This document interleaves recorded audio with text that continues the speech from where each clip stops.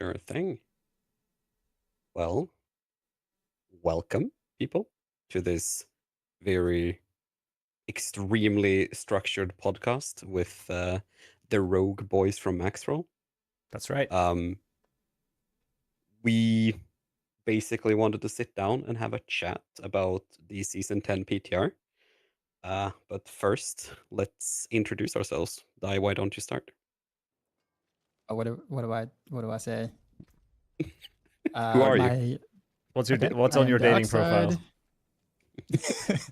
My favorite color is red, and I play the rogue.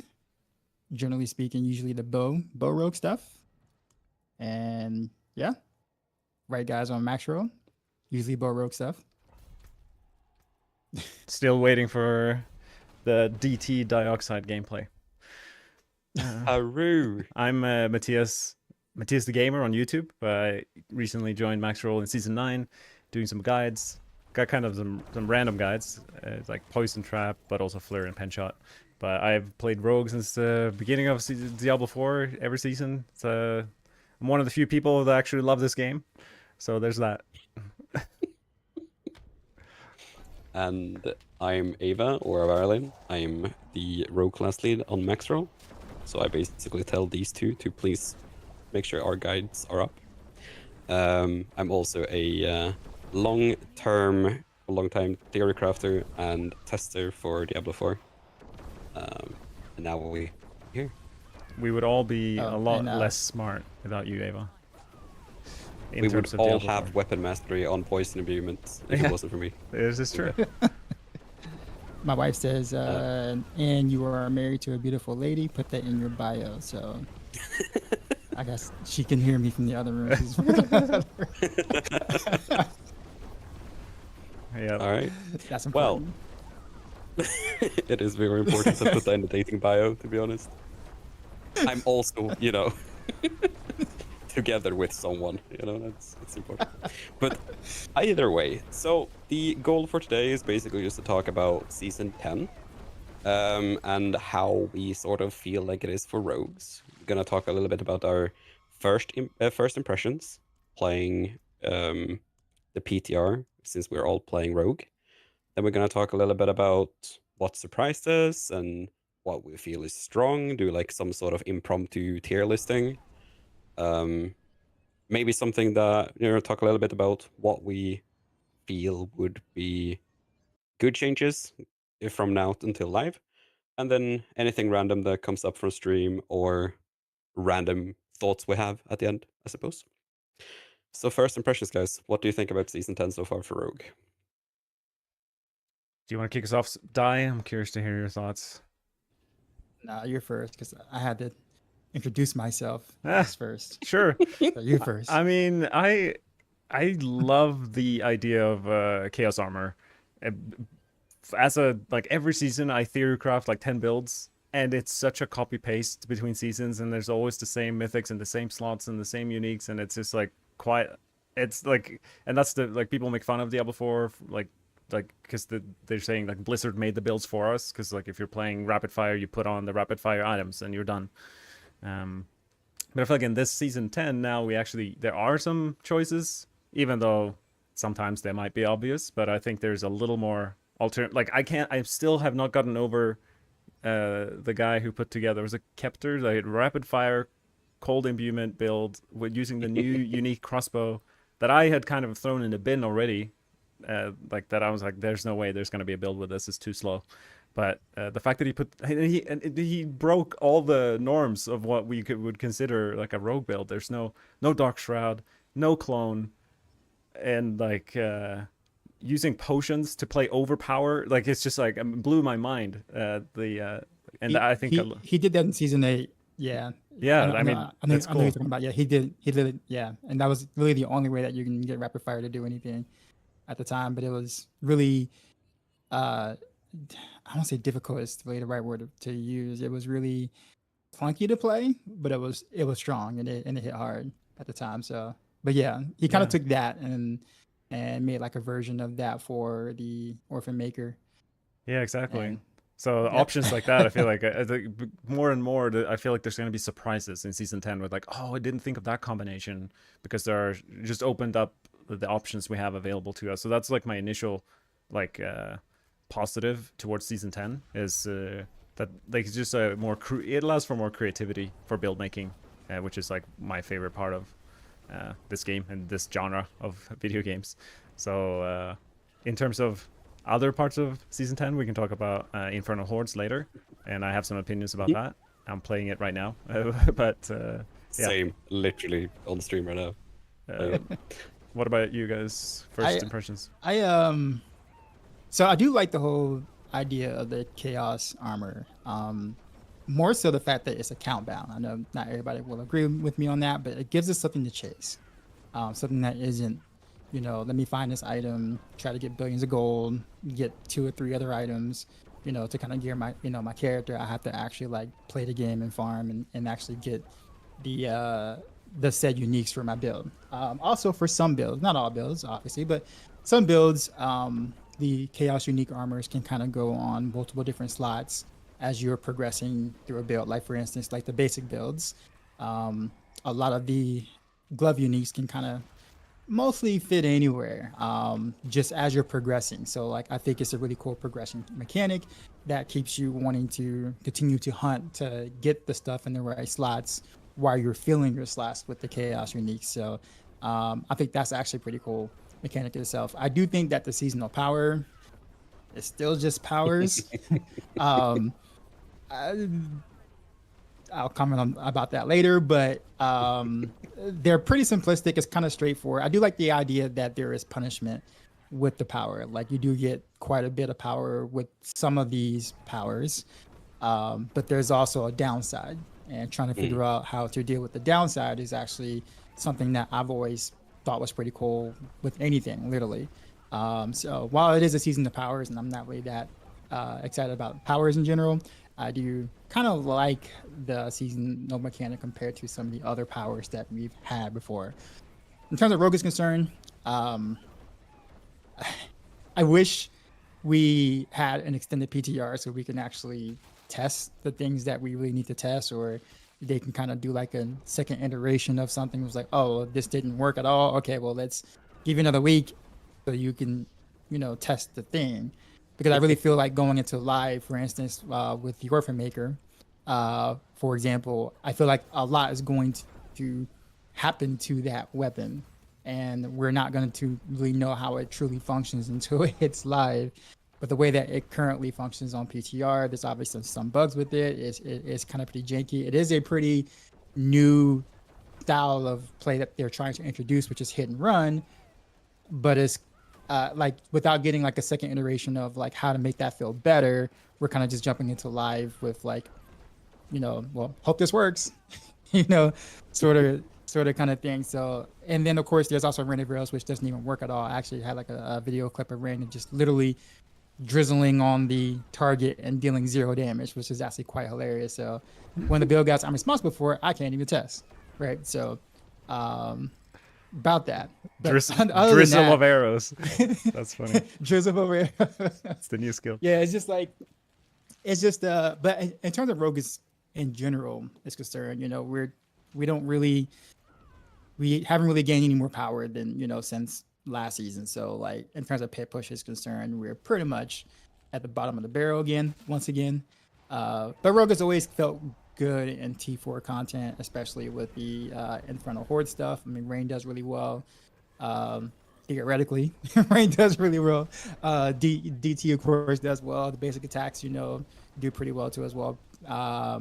Pin shot, etc. So Rogue has always felt good in T4. It's just, would have been nice if we had just a little more umphs so we can feel like we're making quicker progress with leveling our glyphs than the season before. So yeah. And we're still stuck playing clone, and I'm not too much of a fan of that either. But yeah, someone made a good point. It's like because Rogue kind of the ceiling is around tier 100, so for casuals, they're probably not gonna get to tier 100. So they were saying like the ideal ceiling for a build, if it's like around 115 or 110 or something, then like even the casuals can at least level up their glyphs with the build. around tier 100 pretty comfortably. But Rogue, I think is like it's slightly too weak. I do agree with that. Honestly, I think like you guys touch upon a lot of the stuff that we all share, I guess, like perspectives on it. I do feel like the rough part about this season is kind of the strength of this season as well. Like as we were talking about, like the chaos uniques and what happens with build crafting out of that, right? Whereas like, oh, I got this thing now, I can do swap to this item and switch things around. There's like really cool on the fly sort of adjustments to getting, a good a chaos unique. But at the same time, I think that's also the weakness of the season because basically we are expecting that everyone can make those adjustments and understand how the game works to the point where they are comfortable making those sort of adjustments. So I think this season is like really cool for us or people that are very in tune with how the game works and how you do the damage and what's required of certain builds. And I think it's going to be kind of rough for people that aren't as in tune with how the game functions, right? But I'm like my first impressions with this is we are gonna be basically just as strong as we were. I don't think we're gonna have like a big swap in that regard, and I think the most of the stuff in Infernal Horde feels good. We're gonna talk more about it later, I guess. But like I can actually play that mode and be like, oh, it's not too bad for most builds. But as I'm playing TB right now in Infernal Horde, I'm like actually full on despairing. I killed 5 goblins Yeah. on the goblin chaos waves, and on DT and even Dance of Knives, I was basically killing like as they spawned. Yeah. So there are definitely some awkward things with that. But yeah, I don't think we're getting further into the pit, and I don't think we relatively got stronger. I don't think we transformed our gameplay in a lot of ways, apart from maybe Orphan Maker, but that is very to be determined in terms of how strong it is. So I guess we'll see. Was there any like big PTR surprises for you guys? It's a good question. I mean, the bugs are always not surprises that there are bugs, but like I jumped in the first 30 minutes, put together rain of arrows, ready to go, and I was like, wait, where are my arrows? So like those are obvious surprises. But I guess You should have saw me on stream, man. That was hilarious. That was so hilarious. I think I'm surprised in a good way with the balance of Rogue. Like the past couple PTRs I play like 15 builds, and the fact that they're so similar in terms of strength to each other, it's just like I guess it's like I'm surprised because that hasn't been the case in the history of Diablo 4. It's been there's one build that is like 20 times stronger than the rest of Rogue builds, but now it feels like there's 20 builds within 5 to 10 tiers of each other. Which last season we got a glimpse of that, like, oh, actually there's some good balance within Rogue itself, and I kind of feel like we're even got more builds squished together in the same, like the tier 80 builds are now tier 95 builds, and all the tier 100 builds are now 95 builds. So it's like everything becomes 95 pits builds. So that to me is I'd say I've been surprised by. Most rogue builds are sufficiently mediocre. Yeah. So it's just like Sufficiently mediocre. So it's like and the funny thing about it is that like just for T4 that's kind of all you really need, right? And so like as long as you can move quickly, then that's pretty much it for I guess a large portion of the player base. But it is funny that you do say that, Matthias, that like a lot of our builds are pretty close and relative close in power for between each other in the pit tiers. And ironically enough, I feel like a lot of that has to do with, clone, right? Because if you're building around clone, then basically your clone is pretty much carrying. So like you're taking a lot of the similar aspects, similar uniques or whatever like that to make the clone do the whatever, and then the skill that you're using basically for the clone to deal damage is going to basically be your carry out. So you're using a lot of the similar stuff. So I'm gonna say your outcome should be pretty similar, but yeah, with it being kind of as homogenized as it is, I'm not really surprised that that's the case. I mean, it was like that with Azurath this season, right? Where basically, you had like 7 different versions of Azurath, and they were all pretty close to each other, but the reality is that it's because of Azarath, right? Azarath, was or is the reason for that. Um, but it does feel good to be able to kind of swap between a couple of decent builds and feel like I can pretty much dominate T4 at whim with multiple different ways of doing it. Mm. I just want to, I guess, wish clone would go on a permanent Vacation. vacation of sorts. But yeah, you're not I would wrong. say, I would say like my biggest surprise so far is that we have as many builds as we have in the top that isn't clone based. We Yeah. have Dance of Knives doing literally no ultimate. We have Rapid Fire doing no ultimate. We have Twisting Blades doing no clone. So we have all of these archetypes that are finally seeing play without clone being as oppressive as it once has been. On top of that, we also have like the other surprise for me personally was the fact that Asher Wrath is actually still viable. Yeah. People were saying like, "Oh my God, it's the death of Asher Wrath," but it's like 6 or 7 pitters weaker. That is still plenty fine for most people in Yeah. most scenarios. Like if something was doing like 102 before, it's now doing like around 95. You're gonna level glyphs and everything with that. So I'm actually kind of pleasantly surprised that it just didn't kill off Asher Wrath, but made other option better, I guess. Yeah, I mean, with that being said, it's like Pen Shot was one of the big Azeroth builds last season, but I think Azeroth might actually be better than regular Pen Shot now, even though with all the buffs. Yeah. So that is a bit sad, but yeah, it is what it is. A bit sad, Yeah. just a tiny bit. Yeah, it's a tiny bit. Yeah, I mean, with the Chaos Armor and everything, just makes up for a lot of the nerf to Azeroth as well. So Yeah, the problem as well is that the compounding effect of a lot of stuff was removed for Asher Wrath, like the scaling itself, the attack speed scaling, but then the seasonal powers that we got cannot buff Asher Wrath at all. So you're kind of in that situation where you're like, well, we lost seasonal powers, we lost that scaling, and then didn't gain anything else to kind of buff it up. We got the Chaos Armor multis, right? But depending on the Asher Breath variation, you can't actually even almost equip them. Like Shadow Step, for example, I'm fairly certain can't equip anything but Fist of Fate on Helmet, for example. And that's the only so that's like a small bump, but it's not a lot, right? In the grand scheme of things. yeah, So we've all been kind of like testing a lot of builds and talking about a little bit about the relative balance between them, but I'm actually like I kind of want to like go back to a comment that was said earlier about the if everything was slightly stronger, then glyphs would be easier to level, that kind of thing, right? Because it's a lot of people have been saying that rogue is too weak right now, that basically not only are we the weakest class, but we're just too weak overall. And I'm kind of like in two minds about it, because we definitely have at least 10 different builds right now that can clear around 100. And I feel like if a class can clear to 100, which is basically the only, end game we have in PvE right now, are we actually too weak? What do you guys think? I am. Yeah, you go, Die.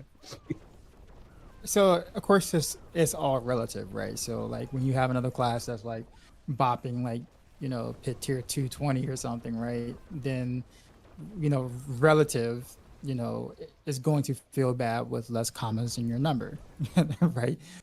Compared to another class that can do the things. But in terms of what's actually important for the content, technically speaking, anything above 100 is really aspirational content, right? More so of you do it if you want, but there's nothing efficient about, or nothing really efficient about going doing a 105 110 in terms of what it actually affects in your character and your build and farming, etc., etc. So however, I do feel when people say that, that's kind of what they're talking about, right? And you can't really deny that is the case. But in terms, for the game content itself, is actually, I think, hitting 100 or 105 is better for the game long term, because you want to have somewhat of a chase. If you can level up all your glyphs in like a day or so, then you're pretty much defeated like, one progression of the game so fast, so quickly. But we're so used to doing that on some builds that people just look at that as the norm. It's like, oh well, I can't level my glyphs in 15 minutes, all my glyphs, then yeah, this build sucks. This class is terrible, right? And that becomes the norm. And because that's kind of the norm now, it makes us look bad by comparison, right? But the reality is, it should be a longer progression to be able to level your glyphs. It shouldn't, going from, 90 to 100 should take a little longer. It should take a couple of days, maybe a week before you get all of your glyphs leveled up or something, for someone who plays a lot. Like, that's progression that makes you want to play the game. So I guess I probably answered the question like in a roundabout way. If you make it relative to what the other classes are doing, then yeah, we feel weakened is bad. But if you think about it in terms of how the content is concerned, I think the way that Rogue is kind of how the other classes should feel leveling the glyphs. Yeah. But yeah. It's a great point, and I think that's why I've been free from all these concerns of cross-class balance, because I only play Rogue and I don't even read the patch notes for other classes. Like, I'm such in a vacuum of Rogue in my little bubble, and it's great because it really is irrelevant what barbs are doing for my experience of the game, and that is making my experience better because I'm not living in this comparison. And I'm also not comparing last season to this season. It's like, what is exactly what Dai's talking about? Like, what's my game experience playing through the game as it is right now with the current strength of the class? And yeah, it's just like ignoring what it could be, ignoring what it was, and just taking Rogue for what it is. And in that sense, as I think Rogue is in a fantastic spot in terms of the grand scheme of D4. It seems weird to me when these classes and builds that are super easy to play, I haven't even played them, but that's what people say, like whether sorcerers, like you click a button and you teleport everywhere and everything on the whole screen dies. It's like, I don't know, is that fun? I'm not sure if that's what I would want Rogue to be. I play all sorts of video games, and I'm oftentimes, if whatever I'm playing is too strong, I'm begging the devs for a nerf, because it's like it's actually making my experience worse by being too strong. So I think my hot take on this, right, and it's not really a hot take even, I think the progression curve in D4 is problematic in a lot of sense, right? Because we basically get to peak power before we are done with glyph grinding in some cases, right? Like, we get to it very quickly. I would have preferred that the Omega busted, like, super, builds took longer to build, and then that you have a longer progression curve than just sort of like you get the gear and then you do progression, like, hit, and then you're done, right? If the progression was that you had to play a lot to unlock the Omega potential of doing pits, like at a very high level, then I think that the grind to 100 would be more entertaining for more people, because that, like, oh, you will just progress and continue doing that grind for longer instead of just basically skipping the entire end game. Yeah, because like if you have the system that we have right now, basically everyone just gets the gear very quickly, like incredibly quick, and then they just get to the end of their gear progression, like within a week or whatever, get stuck on pit at whatever cap that class can do, and then they're sort of done for the season, right? And if that isn't high enough to do pits, to get like the glyphs leveled, then they get frustrated. That at least like my impression of how the progression system has been in D4 for a long time now. Yeah, that sounds about right. But yeah, I'd probably say Matisse and Aztec is probably like the more so the hot take than anything else, because it's like, because like because I mean the normal thing is just like, well, you know, buff this or buff out class to be as strong as X class, right? In one specific content, which in the context is pay pushing, right? But there's so much more to the game than just that. But unfortunately, that is the only metric we really have in terms of like scaling metric. And as long as that's there, then we're gonna always kind of have that problem in general. But I don't fault anyone for like feeling like those who like just like seeing the big numbers. I mean, and it is an action RPG, right? So like for some players, and people play different for different reasons. So for some people, it's just like I want to see the biggest number possible, or I want the highest pit tier number next to my name, on X third party leaderboard, right? And like that might be the why they play, and if that's the case, then of course their point is valid, right? It's very valid at that point. It's like, well, I want my class to be able to do what the other class is doing for the content that I care about, right? But yeah. I like the point you made earlier, Dive, with the Chaos Armor and how it is an additional step in the progression. Like if you're purely looking at the journey from day one of a season till maxing your character, like that's what the game is. That's supposed to be like the meat and potatoes of the experience. And as like with certain builds of certain classes, like it seems like you just put the right skills and aspects on and you're one-shotting tier 4, and that's not great in my opinion. Like in season 9 I was playing Penshot Azurath, and it took me like once I had mythics I was comfortable in tier 4, but it was a journey to get there, and I enjoy that. I really enjoyed the journey of like, oh, finally got a Fist of Fate with GA Lucky Hit. I had a Fist of Fate before, but it didn't have as much Lucky Hit. And now, like, I slowly but surely each incremental step is making me stronger. Like, that feels good, and I'm excited for I think it's like a source of dopamine that we haven't had with the Chaos Armor. The fact that it's so rare to find these, especially on the right slot, like the right item. If I've farmed for 2 weeks for a Fist of Fate helm, and I finally get it, that's going to be a hype moment that I haven't had in D4 before. So, progression is good. Yeah, I mean, I agree. And I think, like, my perspective on the let's increase the top end of what every build can clear, I think that is something that, that's fine, whatever. But then the progression curve needs to be longer, right? Because if we basically skip to the end and we're too strong, then this entire progression is meaningless, right? Yeah. And I think most people, when they were doing the the leveling rush at the start, or when we did the max roll summer blast hardcore event, right, we were intentionally weaker and we have a much longer progression curve. Yeah. The game actually feels pretty good to play. It feels better than I think most people would give it credit for. Yeah. And it's incredibly silly to even say, but it seems to be the case, right? So I would be fine if, like, let's say that every class could do 115, right? But the journey to get the builds to that point would be that much longer. Like, it would be twice as long as it is right now, right? That we would get to like 100, within like a week or two of grinding, but then you would actually need to grind to get the last remaining bit of your progression.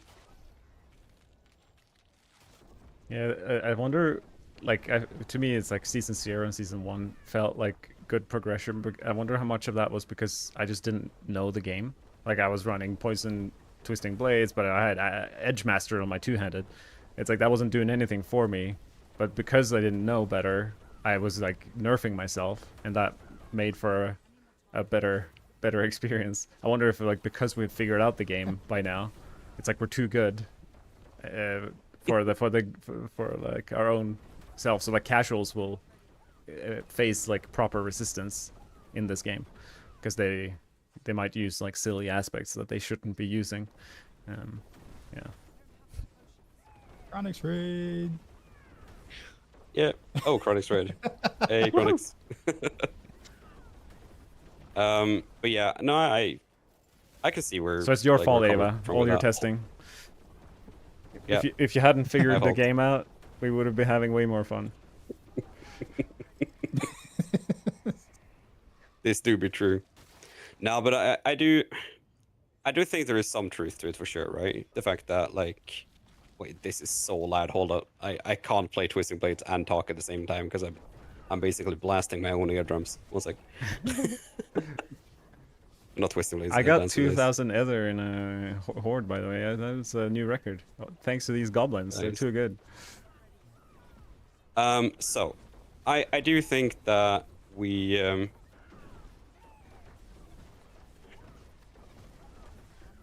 we have solved the game more, right? That is like undoubtedly true, right? But I also don't feel like the game being solved is much of the problem. It's just like how the game has evolved to the point where we can just out progress the entire system very early because of the power level of all of the, multipliers or whatever that we have. Yeah. Right? I think that is like more so the problem.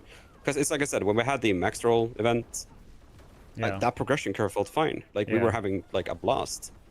But we were at Paragon 125. We had one unique and one mythic. That Yeah. like, that limitation just made it feel like a more balanced experience. Yeah. But It's like we, the characters, are outscaling the monster. Like we're getting stronger faster than they are keeping up with health. yeah, yeah. So I can definitely see how Blizzard is gonna kind of struggle to do anything about this in a way that it will feel, meaningful for us.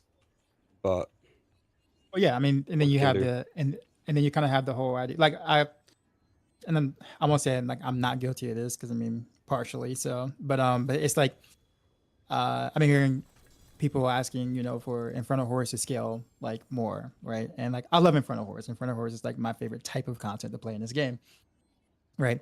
So like I would love for Infernal Horse to scale and be a little bit more challenging as a different way to be able to have a metric to compare our gears and our builds too.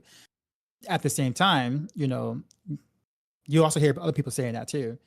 But at the same time, it's like people also want to one shot stuff on T4, otherwise they feel weak. So like you can't have both, right? You can't want to sit there and, or not want, but be able to sit there and right click on whatever and just destroy the entire screen for horizontal content such as, Infernal Horrors, Nightmare Dungeons, but at the same exact time want challenge, want to be challenged or want to be, feel like the game is not just too easy except for when you want to, pit push over like that. So it's one of those things where Blizzard has to kind of, I'm gonna say make a choice, but if I was a developer, it's like, or someone leading a team, it's like, well, what direction do you go? Because then, we're so ingrained and so used to just blasting and just destroying everything in T4, you make that challenging, or you make some aspects in that activity challenging, and then all of a sudden people feel like they took a step back in their builds, like their builds got weaker, right? When in reality that isn't the case. It's just that the content got stronger, but that's not how that's going to be perceived. It's going to be like, oh, you nerfed my build. I was doing this last season, super easy, and I was taking 3 or 4 hits to do the same thing I did in one shot last season. What are you doing? So it's like it's such a tricky thing to introduce more challenge in that sense, while also making people feel like they're still strong, where while making content matter, making the things that you're hitting, or whatever you're doing actually matter, like the elites are actually dangerous, or the content actually dangerous outside of pit or whatever. So that's I don't know. It's Blizzard's really never going to really find a balance with that. I don't think, especially not now, maybe in the expansion over like that. But that's just because we just been honestly spoiled for too long of being able to just decimate T4 for so long that, or any, the hardest standard difficulty of the content, that doing anything different is just going to feel bad. Yeah. Unfortunately for a lot of players. And so we're kind of stuck with that. Yeah. I'm reading chat a little bit at the same time, and people are still saying like that it is a struggle for casual players, and I do agree that the game is accelerated for the very informed minority that follows build guides and that might have just a raw amount of time to actually play the game and get all of this gear and everything. But the problem is that no matter what we do, I think the best solution to this is getting challenge that is optional, like optional that like in difficulty increase, or like optional, like the mine cages that we had whenever that was introduced. I don't even remember at this point when that was introduced. R.I.P. Like that, R.I.P. indeed. But those sort of like that sort of content makes sense because it allows people that want more challenge to get the challenge that they kind of want without costing anything for the people that might not be able to. Yeah. It seems So like a we no-brainer. have yeah. Well, like, what could be the possible reason why we don't have mine cages in this game when, like, the unanimous feedback from everyone's like, wow, this is amazing. Like, I wonder what, maybe there's something I'm not aware of, but it could be a reason why we don't have mine cages in this game. Still. You have I any mean, idea? I think the game also changed, right? Like monster level isn't tracked the same way and all this sort of stuff. It's just player level. So Yeah. like mine cages just artificially increased the shit, that was good one shot. It only increased the monster level, right? But you can't do that the same way now. So it's like, how would that be like how would the actual scaling of the difficulty work with that? Yeah, I mean, doesn't seem too complicated. I'm thinking like more health, more experience, more loot on the monsters, I Mm. guess. But what do I know? I'm not a developer. Maybe there's some reason. But I guess the thing is too is that, like, you know, with mine cages, let's be honest, like, you know, we throw that in there and then that just becomes a necessity and not an option. Because, you know, you throw in that mine cages, things get a little harder, people are going to want more rewards for things being a little harder, and then that just becomes the new standard. Whereas, like, you know, you don't do any content or you don't do anything without popping a mine cage first. So from a developer standpoint, you could go, well, do we just make the content, you know, harder to what the mine cage would have done as standard, or do we just kind of throw the mine cages in there so you have something to click to make you feel like you have another difficulty step up that eventually just becomes the norm, right? It's like there's never going to be a time where you don't use it because it's going to always be beneficial to you, right? So it's no longer an Yeah. option. It's kind of like a, you know, oh, you just do, like, What do you think of and it like just becomes an extra click. what do you think it's like ridiculous health scaling? So they get like 20 tiers higher, but then they only give like 5% more experience. So it's like unless you have a really good Oh, build, it's not gonna be worth it. So it's like optional. I'm totally cool with it. Like so don't get me wrong. I actually like the mind cage. Like I do. I'm just looking at it as like a devil's advocate sort of Yeah. thing, where it's like you where it's um when you do something like that, it just becomes like a good example of this is the husk. Is it Betrayer's husk? No, not husk. What was that thing that made the torment bosses stronger? Like the Uber bosses. You had like regular standard bosses, and you had an item you use for the Uber boss The or whatever. little weird shard looking things. Stygian stones? Stygian stones. Yeah. Yeah, there you go. Stygian stones. Yeah. So like, Trivia. so like we had, yeah. So like we had that, and like, you know, we had that, and then that just became the norm. Like you just did you don't do a runs without Yeah. Stygian stones after a certain point, you know. So so I guess what they did was they just removed that, and it's like, you know what, you know, you're just gonna do the strongest one anyway. So why even, Yeah. you know, bother with having a Stygian stone or having two different versions of that if you're just gonna just pop a Stygian stone anyway, Yeah. right? And then or people are going to come in and, you know, if they can't do it, they'll find someone else who can do it and just offer Stygian stones as like the payment or whatever like that for someone to be able to carry them. So it's like, I think, well, at least at the time, obviously, you know, the boss mechanic stuff is a little bit different now. But then, yeah, that's they had it then and they just removed it for that reason. It just became the norm. So I think I'm assuming Mind Cage worked in that same sense for them, whereas like it just becomes a norm. But kind of like how you said, like if it was such a drastic difference, like a huge difference, you know, popping a mind cage versus not popping a mind cage, to where it's not a okay, I use it all the time, 100% of the time, sort of thing, then that definitely could work out. I wouldn't know how to implement it like correctly, but I get what you're saying. Yeah. It's an interesting. I mean, it's like a balancing, but I feel like they've done a good job with like currently at the beginning of season. I think it's a good balance of like, I do tier 1, tier 2, tier 3 bosses for a while because before I'm strong enough to do tier 4 bosses. Even though it's like less efficient, I don't get as much loot, but it's still like something I engaging, and then it's going back to the progression. There's a journey to get there, so I think there could be a balance. In my dream world, I would, if I could flick a magic wand and design whatever I could get, I would love to be able to make Infernal Hordes a bit harder, even if it's like for a slight improvement. But in the beginning of a season, I'll be playing without the Mind Cage because I'm simply not strong enough yet. But I think that's also the problem in a lot of these discussions, right? In general, right? We're talking about the getting to the point where you have everything in the game. Like people just want to complete their characters, so like they want to get glyphs to level 100 and that sort of stuff, right? But it's like, what are you playing for? Like, why are you getting stronger, right? For most games, that you have like a finite thing that you're trying to get strong towards, or like to speed run, or like whatever, right? Like a leaderboard or anything. But in this game right now, we don't at all.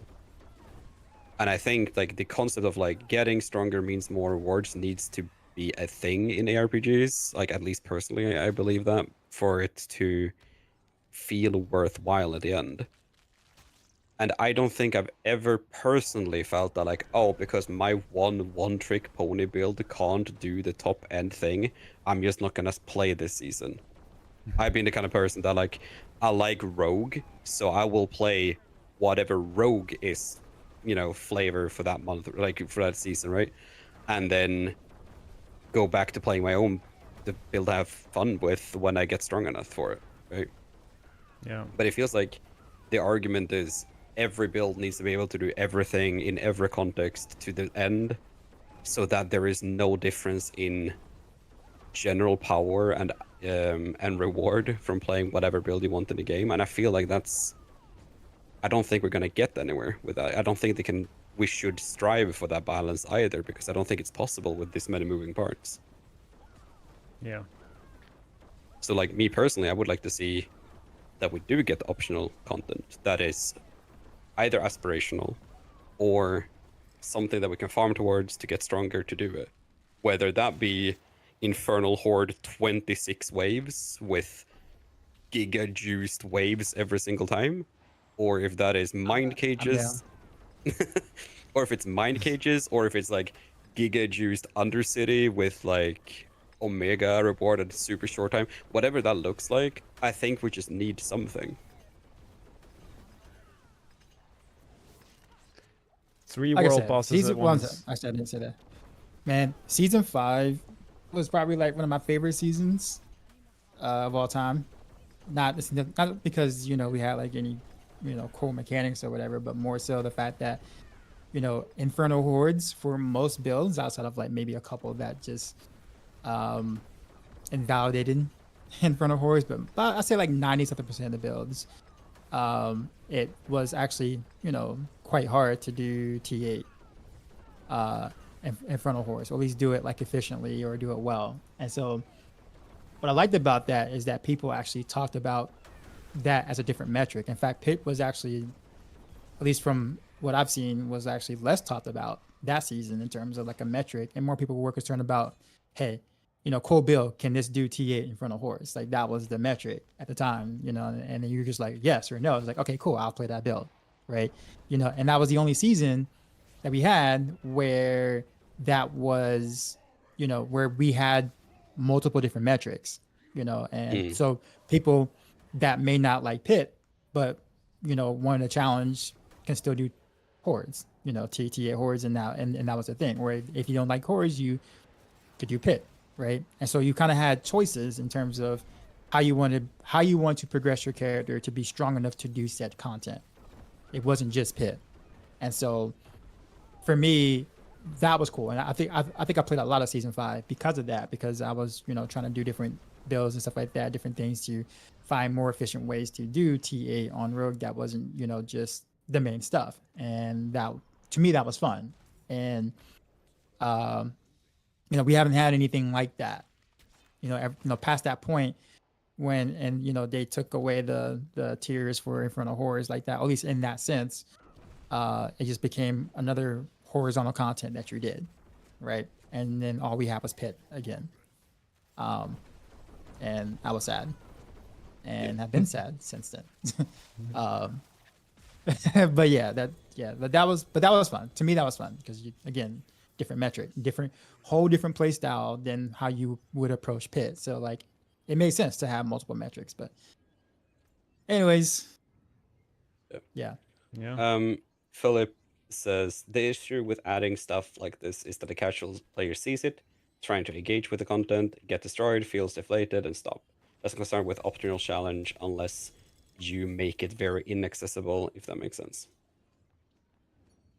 And I can see that being a problem, but I also see the flip side being a problem, where if the game has too few challenges, then it will not be engaging by the people promoting the game, like people playing the game or whatever, because people just get bored after like a day, right? And that will trickle down to the people that would be playing it as well, even if it's at a slower pace.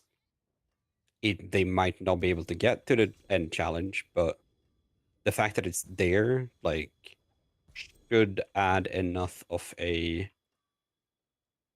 grind motivator, I suppose, to try and get there, even if they don't get there in the end. Well, and then you also have things like, again, season 5 Infernal Horrors, where you had different tiers of Infernal Horrors, but there was strong enough tiers at the top end that you did not have to do. Like, you didn't, you did not need to do T7 or T8 or whatever. You can stick in T6 and be fine, for whatever it is that you want to do. Like, so you can have aspirational content without locking out the casuals per se. But if there's only one difficulty, and that one difficulty is just hard, then yeah, that makes sense. Like kind of what Philip and actually what Peaches said. But if you kind of make it different tiers where you feel like there's a progression sense in that aspirational content, well then at that point, people can technically feel like the higher tiers are mandatory, but like there's nothing you can do about that at that point, right? Like you can't go to like I don't know, like a Souls like game, right? And then it's like, well, if I don't play on the hardest difficulty, then no one's gonna think I'm good or whatever like that. Like no, like there's different tiers of difficulties at that point in time, and if you choose not to go on like brutal or whatever like that, so be it, right? Like but yeah, but I feel like as long as there's progression in the aspirational content, then or tiers of difficulty where you can feel yourself getting stronger and not just blast one tier or blast one thing, then I think that that's okay. I think it has to have some sort of longevity, like some sort of longevity has to exist in some manner, and some people just will not put in the time to do it, and you can't not do that just because of that, if that makes sense.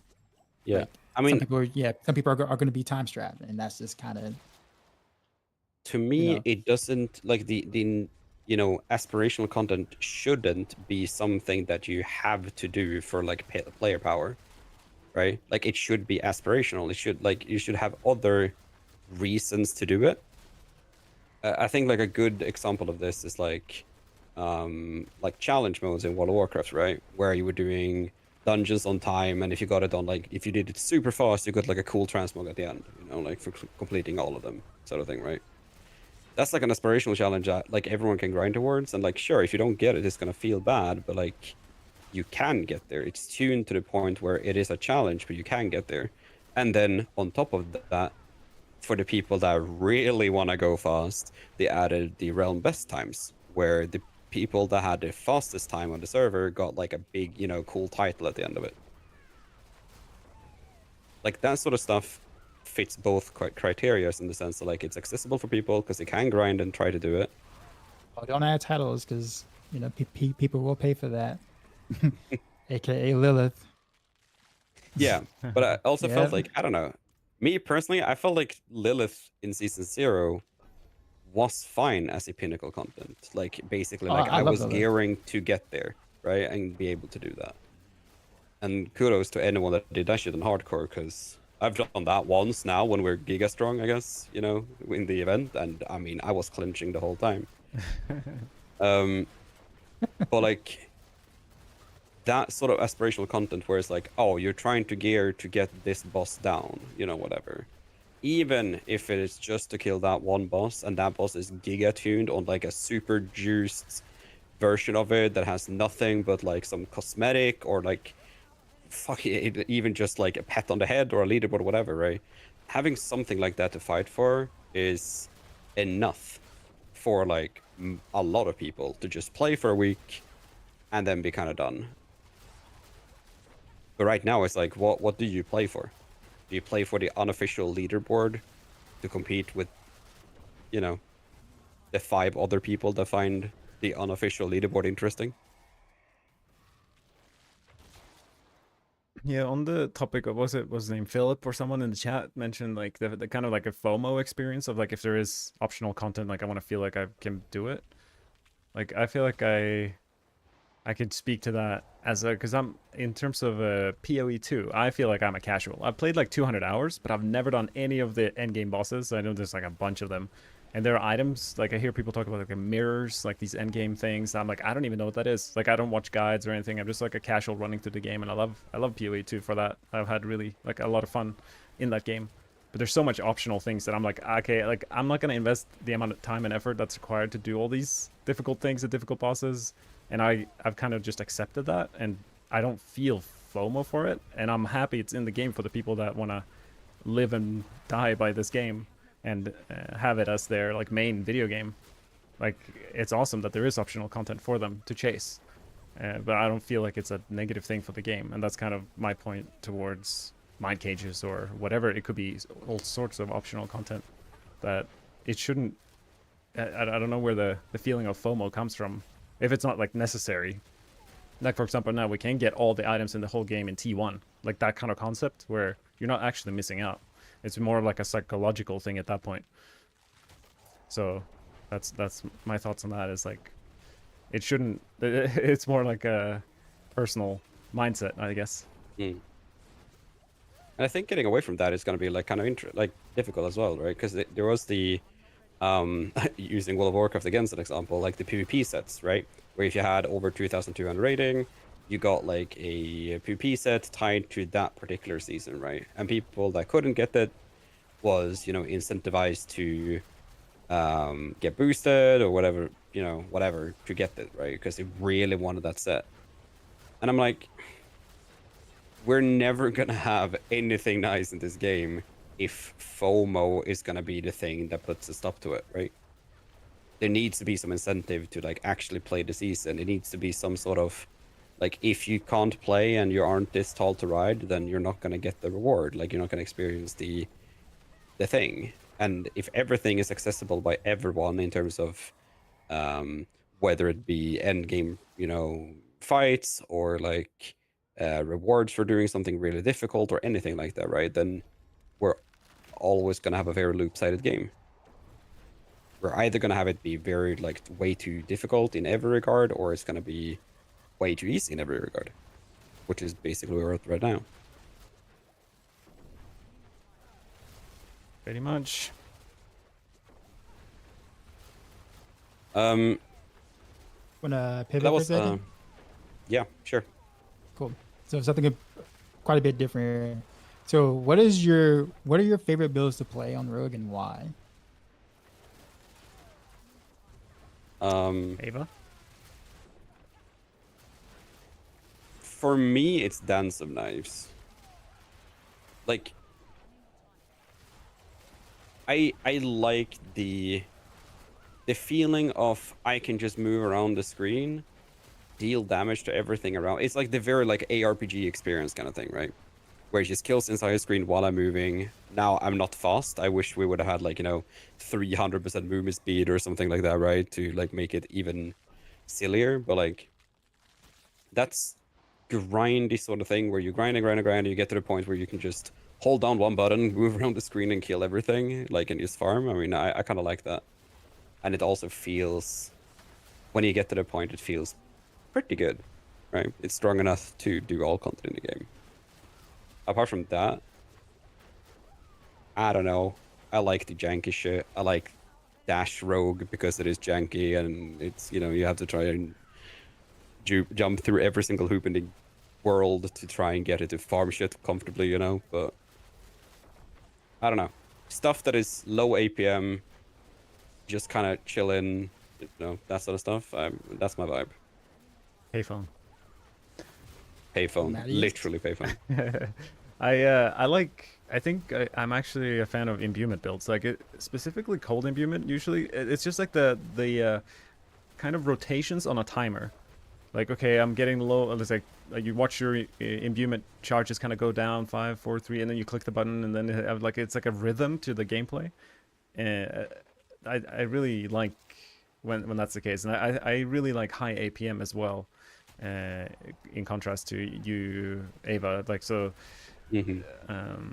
I when like Dark Shroud on the bar, I don't mind at all. Like more buttons to click, my fingers, pressing all the skills all the time. Like that's usually when I thrive. I'd say I think that's why I initially gravitated towards Rogue.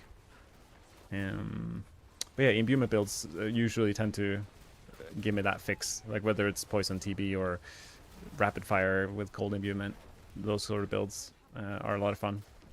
But it's also nice. It's like that's the beautiful thing about now we have the armory as well. Like to be able to have the like without the contrast of other builds, I would get tired of the imbuement builds too. But after playing like Death Trap or Spam Flurry or Spam Pen Shot, it's like, oh, it's nice to go to a build that has a little bit more complexity. So I like a variety there to keep it fresh.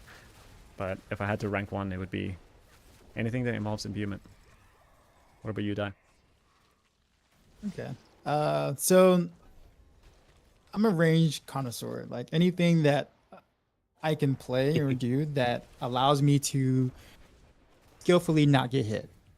Because I don't like getting touched. I don't like taking damage, which is the reason why I can never play a barb. I can't play like because like or some of the other classes where you're literally in melee range and you don't really have the tools to not get touched. You're supposed to get touched, right? If I ever meet you, I make sure I don't touch you.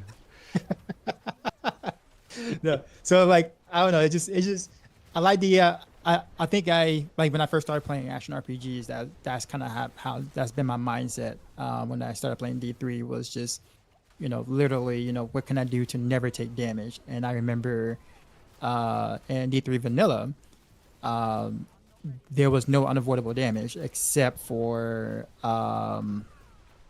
Reflect. But then you just got like a lifesteal bow and you were fine. But you can literally outskill everything in that game. Like all the elite fixes, you can outskill all of the the mob interactions. You can even outskill the phase beast teleporting, hitting you, and stuff like that. There were ways to avoid that. So like I studied all that and found a way to literally just not get hit by anything. And I enjoyed that type of playstyle in a sense where I build ultra glassy. I don't know what HP is, what hit points are, or health, or I don't even know why you guys even use that stat or whatever. But yeah, so I rather just what can I do to not get hit and then squeak out a little bit more damage at the same time. So I favor range builds because of that. And so I end up playing Reign of Arrows more than the other builds, I guess you could say, in the semi-recent, just because it's like really the only true range build we kind of have currently. I used to play a lot of rapid fire towards the beginning, D4, pin shot, and then also some rapid fire. Back when we could technically kind of play range with those abilities, not so much now, but we could then. But now it really is just kind of Reign of Arrows, whereas like if you're in melee range, you lose so much damage. So it's like there's incentive. Okay, I need to stay back and play this, sort of build like that. And now also to Matthias' point, complexity. I like also pushing buttons. I like combo points. I like rotations. I like being rewarded for doing things with my character. I feel like that's kind of like missing a little bit on the class at the moment, where it's just like doing more isn't necessarily rewarded as much. And I think that was kind of maybe my kind of gripe with DT. And I'm not a DT hater by any means. I did play a little, like a teeny bit of DT when Matthias gave me like a bunch of like hand-me-down gears where like mid-season, and I was like, "Hey, you have any do you have any DT gear real quick that I can use just to say that I can like I can just to say that I played the build." But it's just like it just did everything so well and so efficient that I felt like I wasn't challenged. You didn't I earn it. wasn't. That there was no danger. Like I was literally Darth Vader, right? Which again, the concept Oh, is that's cool, so and interesting. yeah, you're Darth Vader. You're literally Darth Vader. Like, and when you play DT, and nothing can touch you, and you were immortal, literally like Darth Vader. So it's like it to me, I couldn't play it long enough or for a long time because I didn't feel like there was any sort of like push pull in the sense of, oh, I could die, or if I didn't do this thing I would do a lot less damage or whatnot. It was kind of like the mobs never stood a chance. Like the game That's didn't so stand a interesting. chance whenever I played DT, right? So like I just couldn't play it for long. Like, don't get me wrong, I totally understood why people loved it. Like I it putting the guild, the build together, all the pieces and stuff like that, making sure all of the puzzles, pieces and fits and works was a great time. Like that was great. And I understood why people liked it, but for me it was just like I gotta feel some sort of resistance. And so like I guess when I play even the basic builds, which are a bit more simpler in the rotation spots like that, but I still got to kind of stay range if I want to make victimized Heartseeker work well. So there's an incentive for me to be like, okay, I'm getting jumped. Let me reposition better, reposition well, so this is still can be competitive to like let's say like close quarters combat or whatever. So I typically like the builds where I have to kind of put more thought and more effort into playing it well for it to be rewarded. But like Matthias was kind of saying too, is I don't really feel like we have that reward. You do this well in the sense that it makes sense and you're rewarded for doing that well. And that's kind of what combo points used to be, right? And I know people hated that towards the beginning, where it's like, oh, well, combo points is too strong. Combo points was like the way to play. And that's true. But it also took a little bit more effort to do than some of the other specializations, which is why combo points was kind of more in the forefront. Not saying they shouldn't balance it, but I guess that's kind of why I gravitated to combo points too as well. It's kind of a long answer, but yeah, basic attack builds, Heartseeker for sure, Random Villas because it's a true range build. And I will play things like Flurry every now and then because you can kind of like weave in and out. So I can play up close and also try not to get hit too, which, it's also kind of fun. I find this so interesting because, like, when I compare how I play when I play DT, often in actual pit pushing context, right? Because in any other context, I don't think we have to think for anything, right? Yeah. We're just kind of like looking at shit and it dies.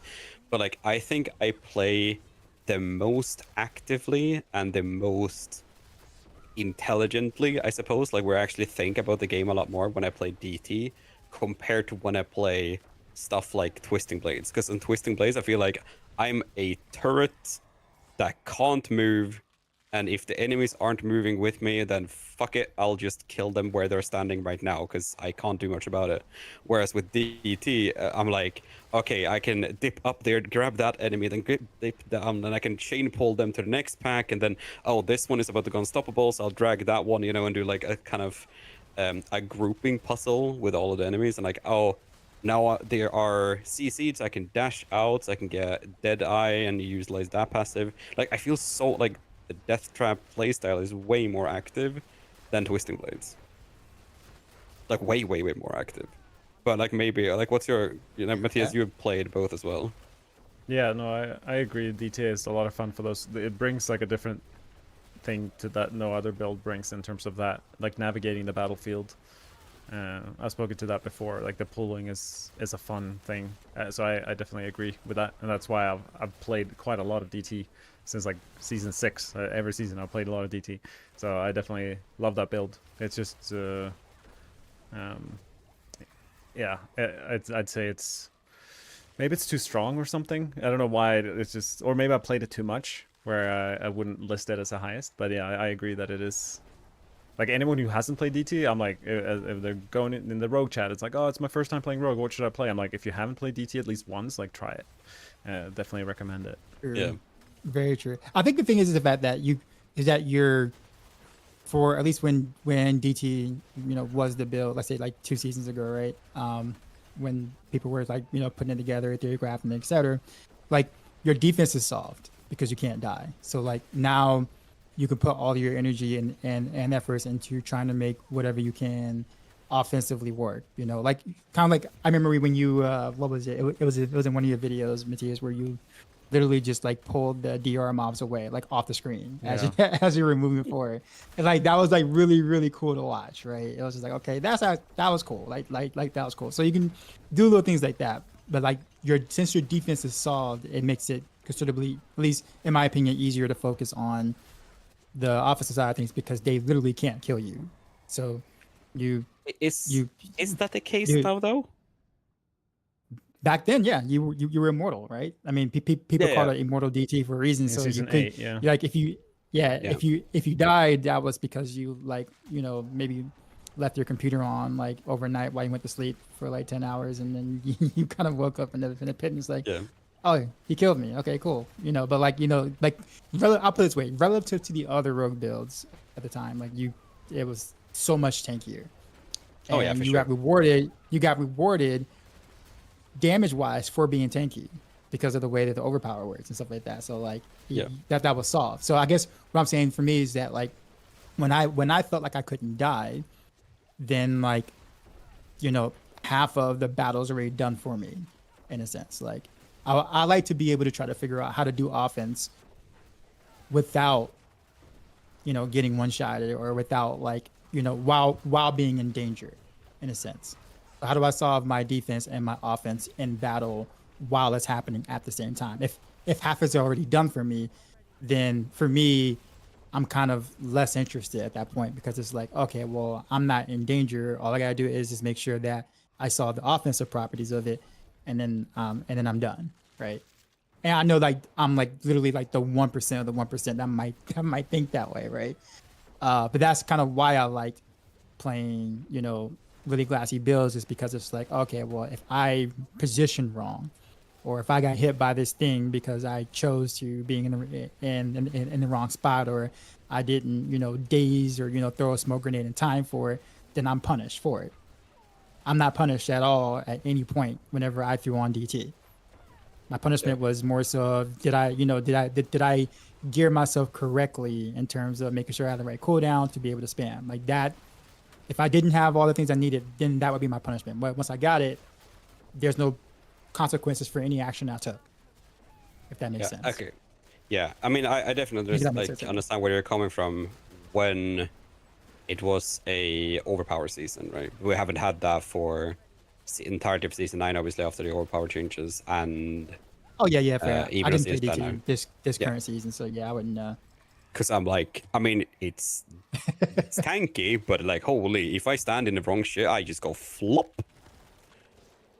Like, you still only have, like, I would probably argue that you have more healing, kind of, because you spam your full barrier 24/7, but it's not that much tankier than the likes of, like, Twisting Blades, for example. Not that much more. Did we just like thought? Did we cover everything season 10 related? I don't think so. I don't think we would. I've talked about tier list sort of thing, like talking about the builds comparatively anyway, Yeah, because that's something that I kind of wanna dip into as Okay. well. Should we Sorry. dive down that rabbit hole? Sure. So we've seen, the good old normal builds be able to to still play, even though Blizzard tried to delete Death Trap. It's still there. Still does what it's Good supposed time. to. But even better because they Oh. doubled the pull range. Yep, and now it feels good to play again. So thank you, Blizzard. But we have a lot of like kinda new archetypes or like archetypes that have seen some sort of significant change. So I think it's kind of like let's go from the bottom and like up, I guess.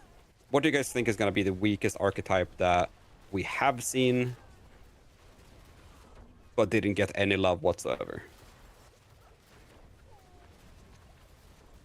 Do you have any Biggest archetype we examples? have seen that hasn't.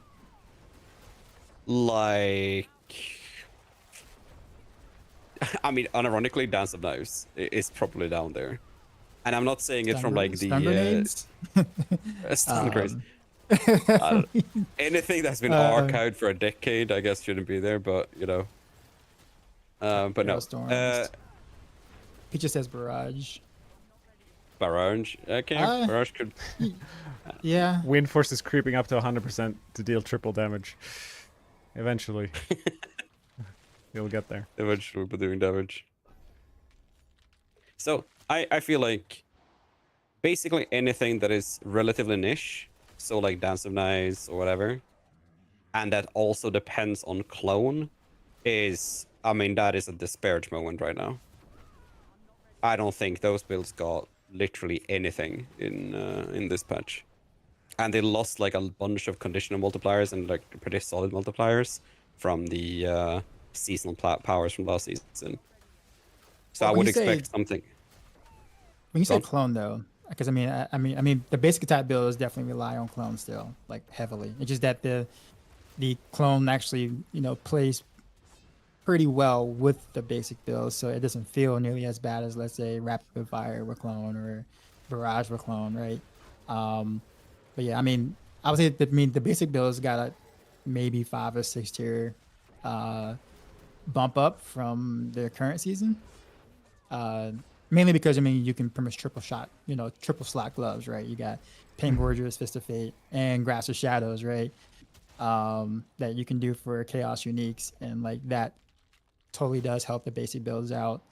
Not they don't really play any different per se than they used to, but it's just being able to slot basic build stuff that you normally couldn't do because you only had one glove slot before, right? So you have to choose one glove. Now you get to have all 3 in different slots, and it's like, oh, okay, cool. Well, a little more power. But in terms of anything outside the Orphan Maker, I mean, Barrage, Rapid Fire, Pen Shot are all kind of oof. I mean, I'm not exaggerating when I say Dance of Knives is not breaking 80. I don't think in its current form.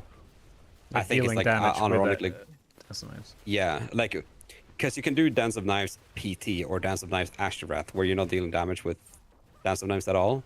But if you're trying to like actually scale Dance of Knives as a legitimate skill, you are not getting past 80. Because last season it was really down bad. I think I did like 85 with it, and we lost the ability to remove the DR enemies, which is basically the only reason why Dance of Knives could deal damage that last season, because you don't have any choice in targeting and you can't pierce, so you only hit basically what's right in front, like right in front of you all the time.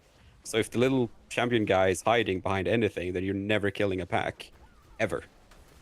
Unless you're overkilling the content for some reason. And you also lost the execute, unless you're going Grasp of Shadows, which you now would, but you would have to hit it for that reason. There's a bunch of like random stuff that makes Dance of Knives as the damage dealing source incredibly weak this season. Is it kind of like a nice, in terms of like having variety in builds performance, like the fastest build that moves quickly and is good for leveling, like that it's not good in endgame, like so it's not like DT is good in every scenario for speeding, tanky, bossing, like it's too good in every bucket. Like it's kind of nice, I think, to like something. What do you think about that? Like maybe Dance of Knives shouldn't push past 80 because it's generally just fast and good earlier. I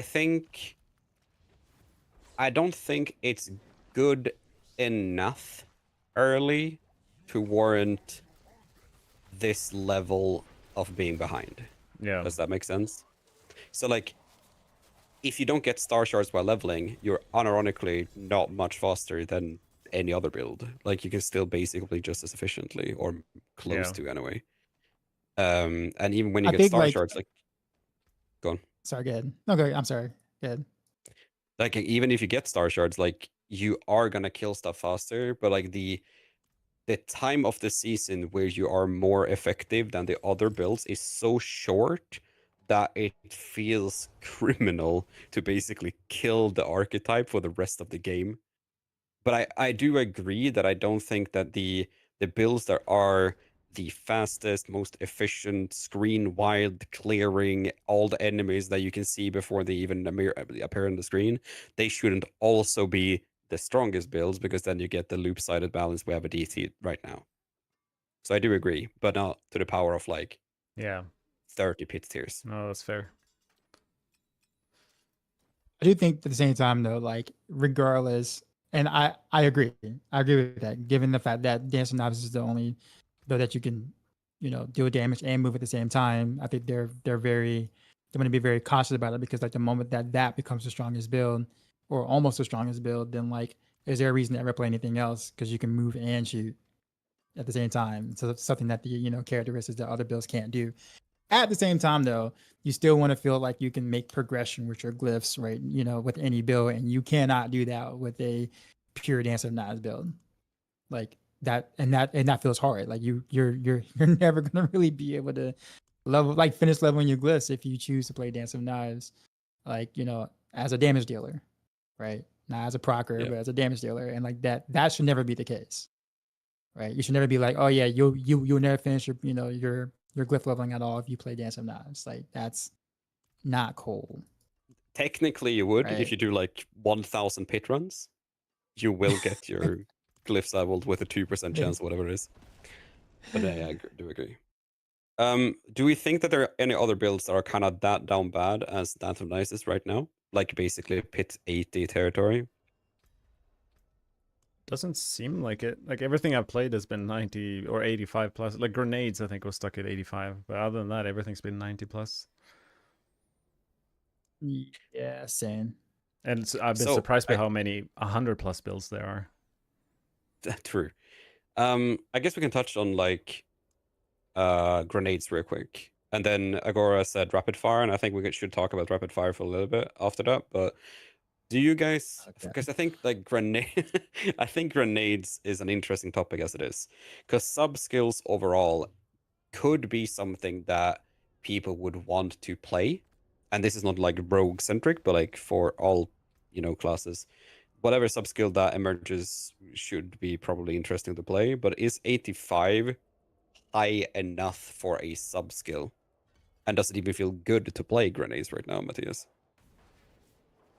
I mean, I thought grenade. Okay, so there's two variants for grenade. There's the chaotic burst, season 10 only build that is kind of based around grenades because each grenade summons a burst, and that I had a lot of fun with, because it's actually like a smoke grenade spam build. So it just felt so different. I'm like, what am I actually doing? Throwing grenades and trying to become stealth as often as possible.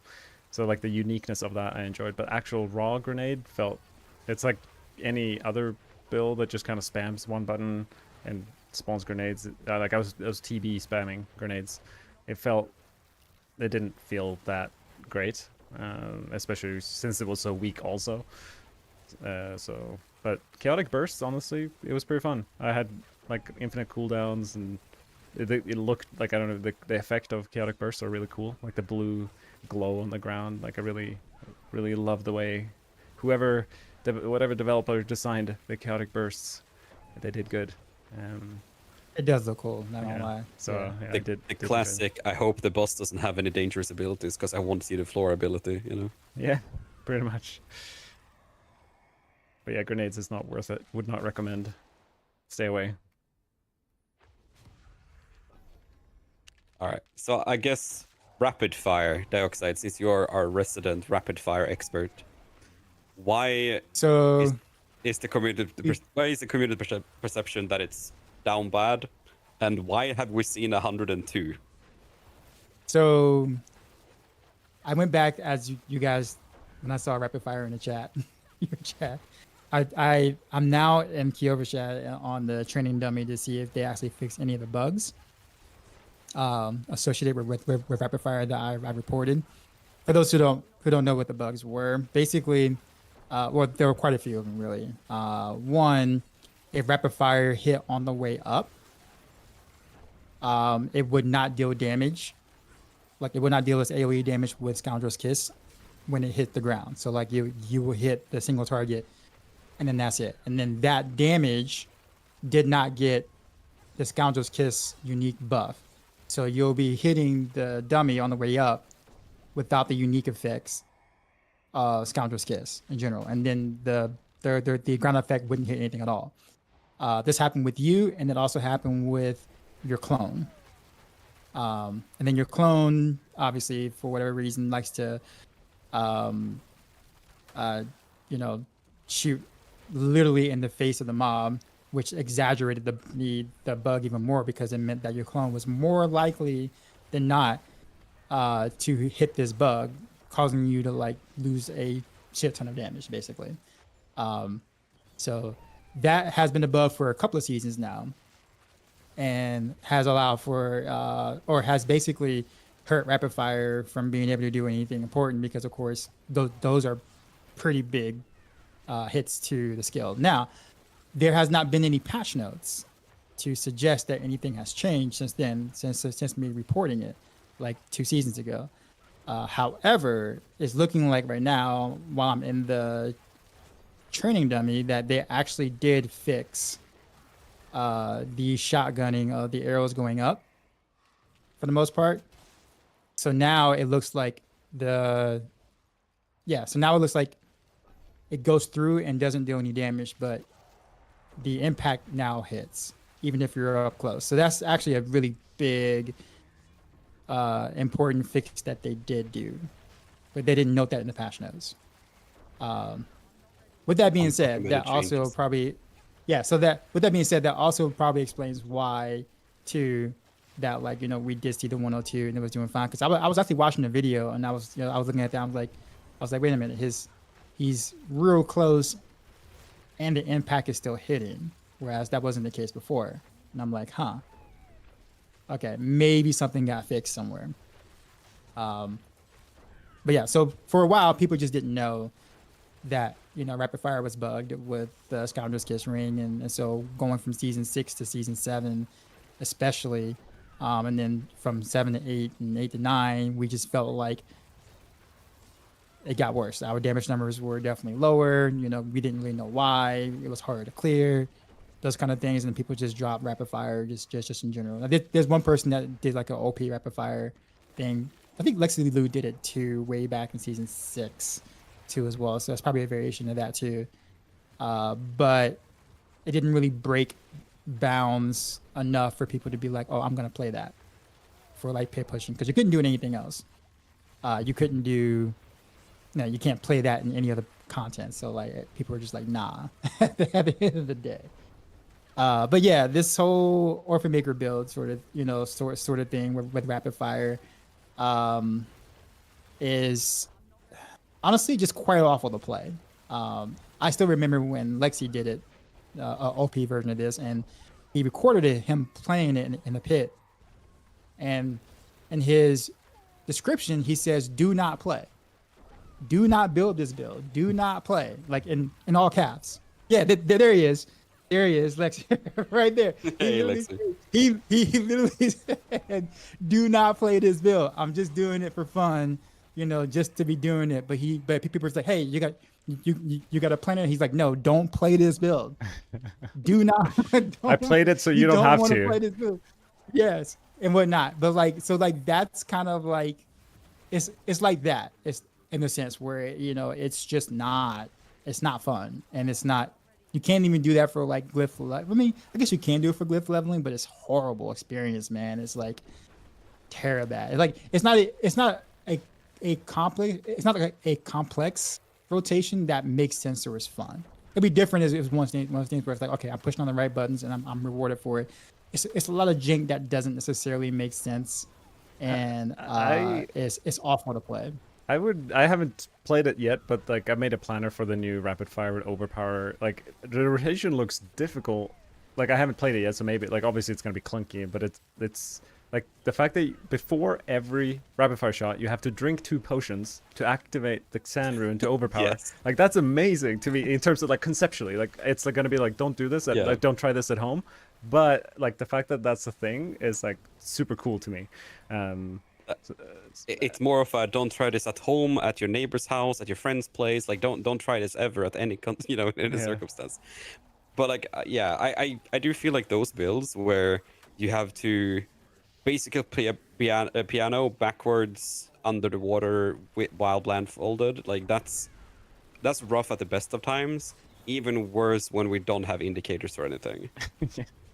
That's another thing too as well. Having to guess, Like whether you which got your reload about. reload. Yeah, that's awful. I think I think the whole concept of the orphan maker in general, this whole hit and run thing, I don't really mind the concept of it, but like we don't have the tools to properly be able to like follow, the mechanics. So like if you can't follow the mechanics, then like why the mechanics there in the first place? Mm. I feel like that about precision too. Like precision is a lot the same way. We can't really follow it, for some builds, and so you can't really play around it. You can't be skillful around it because you literally don't know. You simply just don't know where you are with it. But I do think that rapid fire in general, and like I could be,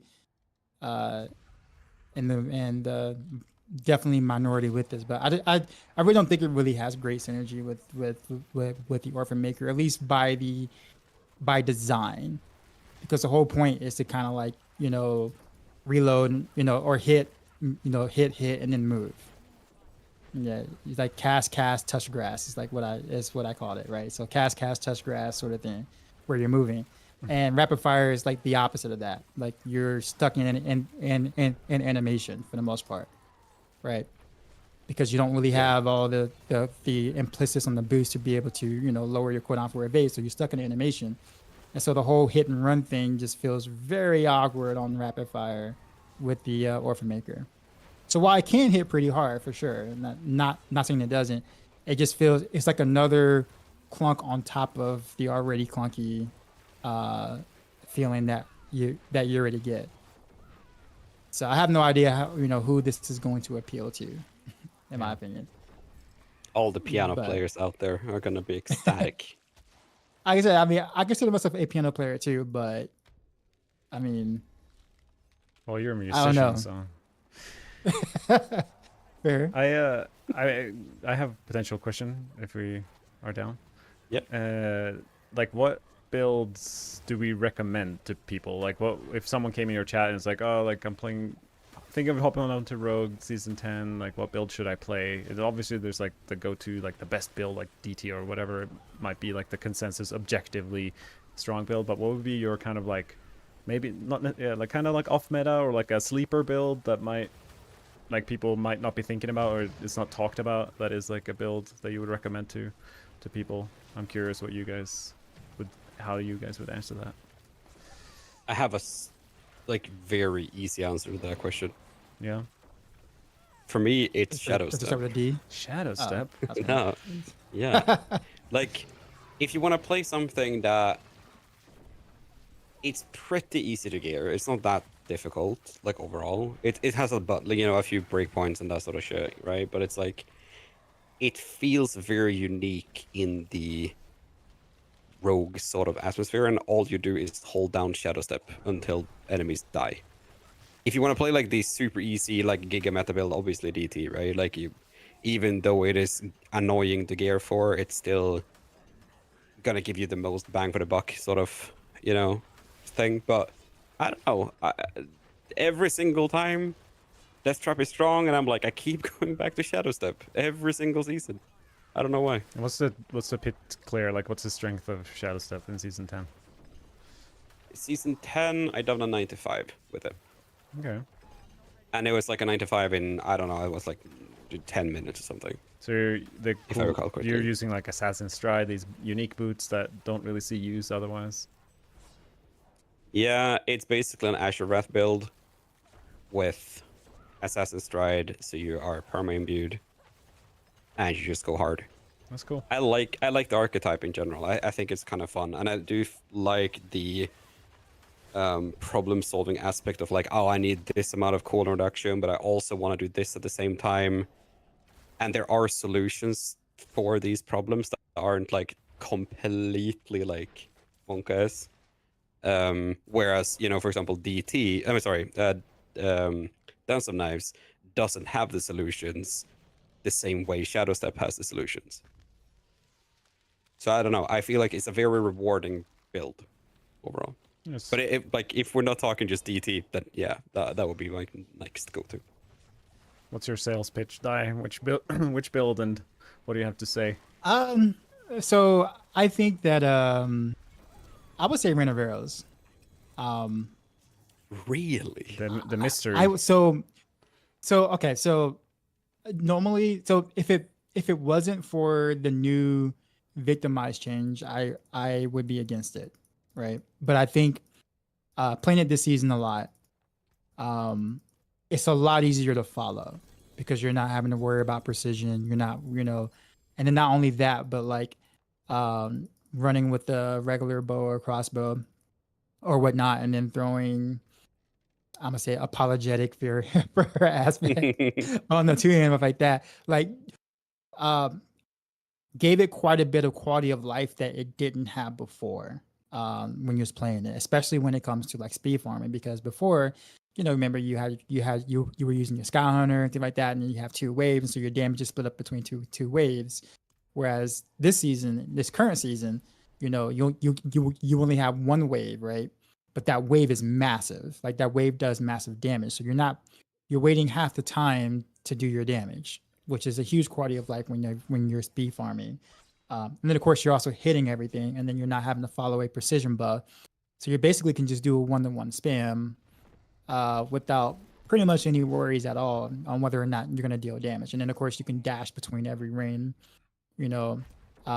similar-ish to how you could with DT. So your movement was actually really, really good. And also the power level of Rain of Arrows was comparable to DT this season. Just that, Rain kind of gets, this bad rep of being like overly complicated, fairly obviously, overly complicated, can't follow my buffs. Sometimes I deal damage, sometimes I don't deal damage. So like, I think some of the quality of lives that occurred this season and also going forward has made Rain of Arrows considerably more player friendly to play while being able to like massacre the entire screen with arrows. And it's with quite a few of the chaos uniques this season, like that's coming up, really benefits Rain of Arrows quite a bit. Like having Word of Hakan literally on any piece, well, it should be on the right piece, but like just having it period on an armor slot and being able to have a regular amulet is huge. Like, Yeah. it's ginormous for Rain of Arrows, right? I mean, honestly, so- one good thing on top of just being able to have an amulet on the pants, but like actually includes the inherent 30% all resistance, is insane to me. Yeah. It's like Banishless Talisman for DT. Like it's just all. You just get so much risk. Yeah, it's just so I think, if players kind of realize that, hey, if I wouldn't recommend the precision version by any means, even though that's probably like 2 tiers stronger because you can, chaos the Sky Hunter or stuff like that. I wouldn't recommend that for the sake of it being, complicated for no reason. But like I think the victimized version of it, I think, if people gave that a shot, they'll be like, oh, this actually isn't that bad. It's not as crazy, stupid rotation as it once was, and you're always dealing damage, and then you have that one big massive wave, and you feel good about it, right? So, which will work really well for Infernal Hordes because Infernal Hordes is going to be a main content this season. So, Rain of Arrows is crazy for Infernal Hordes, and then pit or glyph leveling is also really good too because you don't have to backtrack. So you just cast your wave, leave, cast your wave, leave, cast your wave, leave, and stuff. So, yeah, I think that's a sleeper. I think people who hated Rain of Arrows before in the past, I would almost kind of like, hey, give it a shot with Victimizer this season, man. It's actually feels a lot better than it used to. I'll put it that way. Yeah. It's still no DT in terms of comfort, but it's I mean, any know, build that can it's- spam dash as well is very nice. True. Yeah. Like infinite resets on with preparation. yeah. Second What build is would be your Heartseeker, build? just because you can like pew pew from a distance and kill everything from a distance. Heartseeker? But What's your that build stuff is then, yeah. Matthias? I'm actually curious now. Yeah, I'm playing Heartseeker right now, and I think I was gonna sneak in a Heartseeker as well. I especially because so many people want easy to play builds, and Heartseeker is so wonderful for that reason. Like that, it's like you don't even need to aim. You can look away, and the arrows just like missiles, heat seeking, finds the target, and the single. I don't think I've like out of all the builds I've played, Heartseeker might be the best single target. It is pretty ridiculous. Yes, it's insane. Purpose, yeah. So, and you have infinite cooldowns. It's gonna be way easier to get a shard of Baratheon in season 10 because you can farm it from the lair bosses now, I think, versus just having to get them in hordes, which is quite difficult in the past. So I'd say Heartseeker is like, it's definitely up there. And other than that, I think Flurry is since the new helm came out, I think a lot of people like maybe haven't tried it yet and maybe felt excited like, oh, that's a cool Flurry helm that I should try at some point, but it's been like maybe too weak or they haven't been inspired for whatever reason. But I think Flurry now is also in the same bucket of like very beginner friendly in terms of playstyle and gearing. Like there's not from the moment you get to Torment, like level 60 to the very end, it's a very similar experience in terms of the gameplay. And you're so tanky. Like I don't think, like it's insane with Flurry. You have DR from preparation, DR from Shadow Clone, you have DR from momentum. It's like you have Dark Shroud. Like I feel like I could tank anything with Flurry. So it feels, if I was playing, people are scared of the new helm because it drains your life, but it's like a false fear because you're actually giga tanky. So Flurry and Heartseeker, I agree with those two. If you're not going meta, which is Rain of Arrows and DT. That's me. Right. Is that a good point So to end it, or do we have anything left to cover? I mean, we had the rest of the tier list, I guess. Oh yeah. Like we talked about the bottom part. We talked about basically Dance of Nice being disparage and rapid fire having cleared stuff, but it's kind of whatever. Barrage being kind of weak, but what is our like? I guess those like Grenade and Dance of Knives as the damage dealer is kind of the avoid these please sort of list. What if we do like What top is 3 and the- top three best builds and top 3 worst three, builds? yeah. What do you guys think is like on the very top end that like, you know, if you want to do pit and do it without, you know, completely losing your mind, which are the top See, 3 builds for each of you? You shouldn't have said the last part.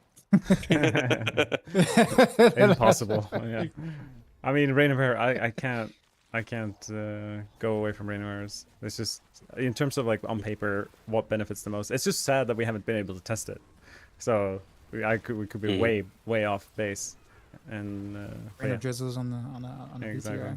PTR. but also sneakily another bug is the basic skills, because they're already so good without the unstable power. I think the perk of the season, like permanent overpower with the basic skills, might be insane too. So we basically don't know, but those would be my guesses. What about you then, Dave? What do you think? What's up there? Similar. Rain, DT. Maybe the poison trap thing, if some bugs are fixed. I think basic builds are like probably like right on the cuffs of that too as well. The unstable power thing though, like it's so up in the air because we can't we couldn't test it, right? So like we don't know if there's, you know, any other hidden ICDs, you know, when cooldown actually does work for the power, and if so, like how long are we waiting to shoot? And then will there be any changes to Orphan Maker? And if so, would you include that in the basic build, knowing that you're gonna have a a slight cooldown on your basic attack anyways? So like there's a lot of unknowns with that. Yeah, I think it's a lot of unknowns, but like with the knowns, I do think that DT and Rain will definitely be at the top, at least for what we do know. Yeah, that's really all I got for that. I will say that for those who like the basic builds or like that, like Matthias was saying with Heartseeker, Invigorating Strike too, same ordeal. I think you'll be pretty happy going into the season, being able to level your glyphs a little bit easier, for sure, because you got a pretty decent power jump from current season to season 10. And an underrated thing in the season start is picking a build that can do bosses easily, and I'd say Heartseeker and basic skill builds do that very well. So it's a good season starter. That's true. They do. I think my top 3 is basically gonna be the same as yours. If you're just looking at raw power, right? Basically, I mean, we've been discussing this, behind the scenes anyways. So like we do share the same perspective on it. But I do feel like Dance of Knives is kind of up in there with PT. Like the PT shenanigans. If they fix some bugs around it, or like not bugs, but some minor interactions around it, then it's actually gonna be one of the smoothest farmers that we do have. Like Bursting Venom, Dance of Knives. Yeah. That's cool. I think like it's actually kind of exciting how strong it is. Because I was like, one of the biggest problems I've had with Dance of Knives for the longest time is the fact that it's incredibly clone dependent, it's target dependent, it's kind of oof in that sense. And this variation of Dance of Knives, where you rely on poison traps, is just blowing that out of water. Like it's super strong, has incredible AoE, and it's fine for bossing. Like it's not great for bossing, but it's like not terrible. So I don't know. I'm kind of. I mean, I'm missing like a 50 multi, more or less, on my damage with my gear, and I cleared a 95 in 7 minutes. So it's definitely not terrible. And I think Agora also mentioned Twisting Blades now. I Where don't do you think know. that line's I think in terms of power level, it's not bad, but I wouldn't even put it in my top 3. Poison TB. Yeah, I think it's gonna be strong, but I would never play it. Like, all of the quality of life is gone. I don't think it's gonna be stronger than the other options in pushing, and I think it's probably one of the worst builds for Infernal Hordes. Yeah. The only benefit it has is that it has Death Trap, so it can actually pull things together, which is very nice in Hordes. But yeah, overall it's pretty meh. Yeah, I mean, you can pull things in if you can hit something, but I mean, those goblins, they just ran, man. I could not reset my DT at all. Yeah, that's true. So I don't know. I would probably like echo DT and Rain of Arrows at the top, and then whatever is after that is kind of up in the air. But Dance of Knives PT is definitely going to be one of our best farmers, like basically equal or similar to Death Trap. Yeah, it's cool. I feel like the fact that there are question marks is nice to me. Like that's like, especially that was like the arguments against having a PTR for D4 because we used to not have it. It's like, oh, then we're like playing the game before everyone else, or like solving. There's like no mystery with the new season, but I feel like we still have a bit of mystery, especially when there are bugs that allow us to not play Rain of Arrows. But it just the fact that like who will have the highest pit clear and which build will it be is I would not be confident betting on any build right now. Yeah. So, as a rogue player, like as a rogue enthusiast, what would you rate this season? Let's go Die first, and then Matthias. Well, I mean, I guess it would depend on the changes, right? Going into live, because I'm pretty sure my rating would be different when the live patch comes out.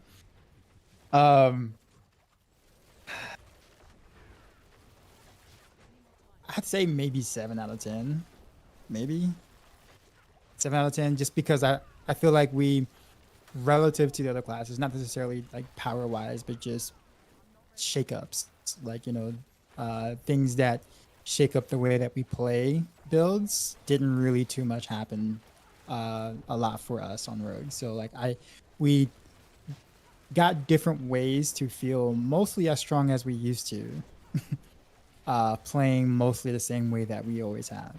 Um, so like it's like, oh, a bunch of new different toys to kind of like, or I said new toys, but different ways to implement different toys or whatever. And our gameplay mostly is like the same for a lot of things, which is a little disappointing, to be honest with you. I'm not saying it's like that for all stuff on Rogue, but like when you look at some of the other classes and like what they get to do is it's kind of like that kind of feels a little bad. So outside of just power, because I'm not really caring about that as much, but just the gameplay portion of it feels like, we kind of got the shorter end of the stick on that. And Dai, when you say 7 out of 10, what would you like? What in contrast to last season or the last 2 seasons? Is that like an upgrade or a downgrade? Oh, that's an upgrade.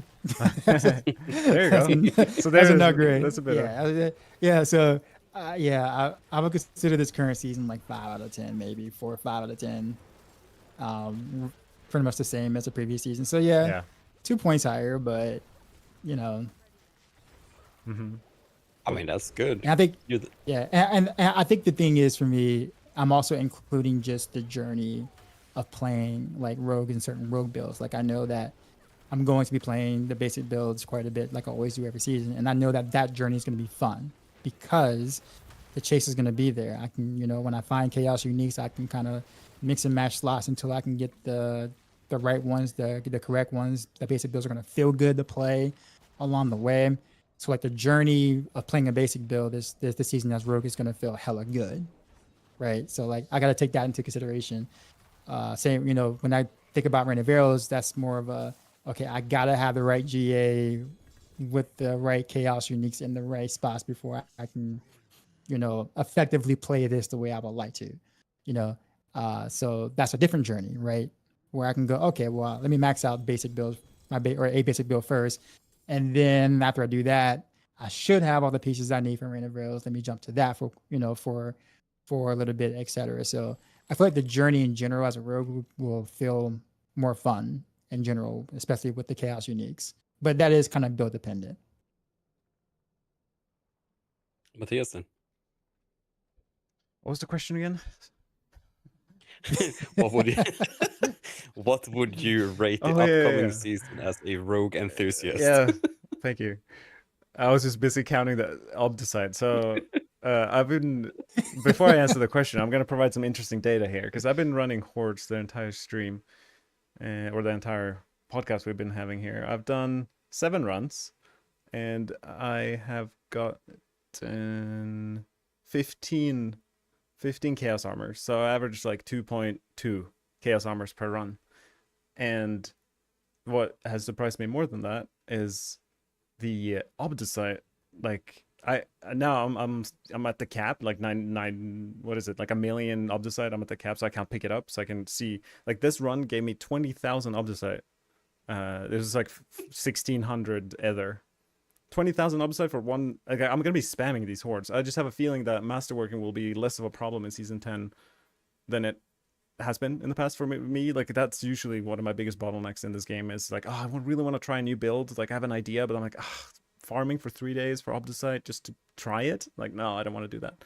But I might have like an accidental excess of Obdicite in season 10 that will allow me to enjoy just experimenting and having fun with the build, not being bottlenecked by masterworking. So it kind of ties into answering my question to rate the season, because that is actually a huge part of the game for everyone, but especially for me in terms of friction to play it more is masterworking. And if that's gonna be like maybe solved a little bit, that'll help. Season 10, I was surprised how much I enjoyed season 9. And with season 10, I think I'm even more hyped because of the chaos armor. It's like it feels like season 4 levels have changed to me personally. Like there's actually the gear changes. Like usually we have the whipped cream on top of, like the powers are the whipped cream on top of the cake. But like now I feel like that's the analogy they used on the campfire on Discord. I think Blizzard had it, and they mentioned like their goal is to make more changes to the actual filling of the cake, like the layers inside, which is, to me, Chaos Armor is what it does. Like it kind of fundamentally shifts some core pieces versus just being like a 20% damage buff on top. So I would rate the season like, I want to say a 9, but yeah, I'd say it's like an 8.9. It's close. Because yeah, the fundamental gameplay hasn't changed that much, but the theory crafting is improved. Overall, I think the game's improved. Infernal Hordes is my favorite game mode in the game. That's fun. There's more variety for rogue builds, so I'd say it's definitely in the right direction. So I'm excited, and I would recommend it to anyone who's been away from the game or considering the season. That's way higher than I thought, to be honest. Like that's I'm kinda an crazy. eternal optimist too, so you're always gonna like. I would never rate any season below 8, probably. What about you, Aiden? Where you stand? So I think the problem, I mean, you kind of hit the like nail on the head, die when you said it's build dependent. I do think that for me, if this chaotic theme should have hit the mark, they should have added basically more slots so that we could do more things with it. Because Rogue is one of those classes that the left side is kinda solved for the most part, right? Like head, chest, gloves, legs, and boots. They tend to be kind of solved, or very specific uniques that needs to be there. So for like when I looked at DT, I'm like, oh yay, I can have my pants as well, my boots as my chest, and my chest as my boots. Whoopie doo, like it's not like these big interesting changes in that sense, right? It doesn't enable any new multiplier or like some core tag changes or anything like that, right? So I think from in that regard, it's not rating quite as high for me personally. It would have been interesting to be able to like have the unique effects on weapons, or like swapping it to like ring or something, like adding more slots to create a larger puzzle, especially with us having the strike twice chaos power. I think like we don't have any better options for rogue. Like I'm like, okay, I have strike twice on TB. What am I gonna get instead? I'll have easier to hit clone, or something. Like we don't really have like a lot of good options. So I think for me, I enjoyed season 9 a lot more than I thought I would as well. So I think it actually rates lower than it did for season 9. Really? Were you? Yeah, Okay, unironically, yeah. Like with the builds I've been covering and the that's fair. problem solving we were doing for those particular archetypes, but also kind of like the game state overall, it was kind of okay. Because I don't feel like season 10 nothing really changed for me. Like for my builds that I'm covering, the powers are not in depth or like interesting. The only thing that is kind of like very much shifted is the fact that I try to run what's it called? Is it called siphoning vitals, whatever it's called, where I get potions for hitting a vulnerable target because of the attack speed steroid from the chaos power. Because otherwise, I have like no chaos power that I could use that is like very beneficial. So I don't know. I would probably put it at like maybe a 7, but it's a kind of weak 7. I And think like the low hanging fruits that we could have had that would have immediately made it much better didn't happen, and I think that's kind of makes it rough. yeah, and maybe it'll be pleasantly surprised like you were in season 9. Who knows? Or it'll be the opposite, where it's way worse than you thought. But I mean, I think like the problem is my like if you look at my archetypes, right? We have DT and Dance of Knives, right? Both of them are. I mean, DT is. I mean, the Dance of Knives build is kind of new, so that's kind of cool. Like whatever. but both of those two are playing the same way largely, and they feel sort of the same way, and they're good in Infernal Hordes, which play the same. I'm never touching Twisting Blades in Infernal Hordes, and I'm not going to play Shadow Step in Infernal Hordes either, because that's not like what those archetypes are about, right? Yeah. And I don't know, it didn't really change anything. And I think like if our power level would have been much higher, or if our power level would be much lower, so we had, like kind of had to finesse our way around getting glyphs levels, that would have changed stuff. But I don't know. We'll just have to see, I guess. No, that's fair. I am not looking forward to doing if we're doing a max roll like, event again, having literally no HP and trying to survive hardcore. That is gonna be Hit and run. the pain. Hit and run. Yep. And the Orphan might have a place there. Actually, I'm I'll kidding. be playing the rapid fire super build on. Nah, I guess there was a lot of hype surrounding the Orphan Maker. The fact that we have a 2-hand crossbow unique, which took over 2 years to get, after getting 3 bow uniques, right? So kind of to see quite a bit of that hype kind of deflated once people kind of got their hands on it and was playing it for a bit. Also kind of feels bad too. But I guess we'll have to just kind of see what happens with that crossbow. I don't know. They have a history of buffing things to 'Cause, like- new items that people don't play.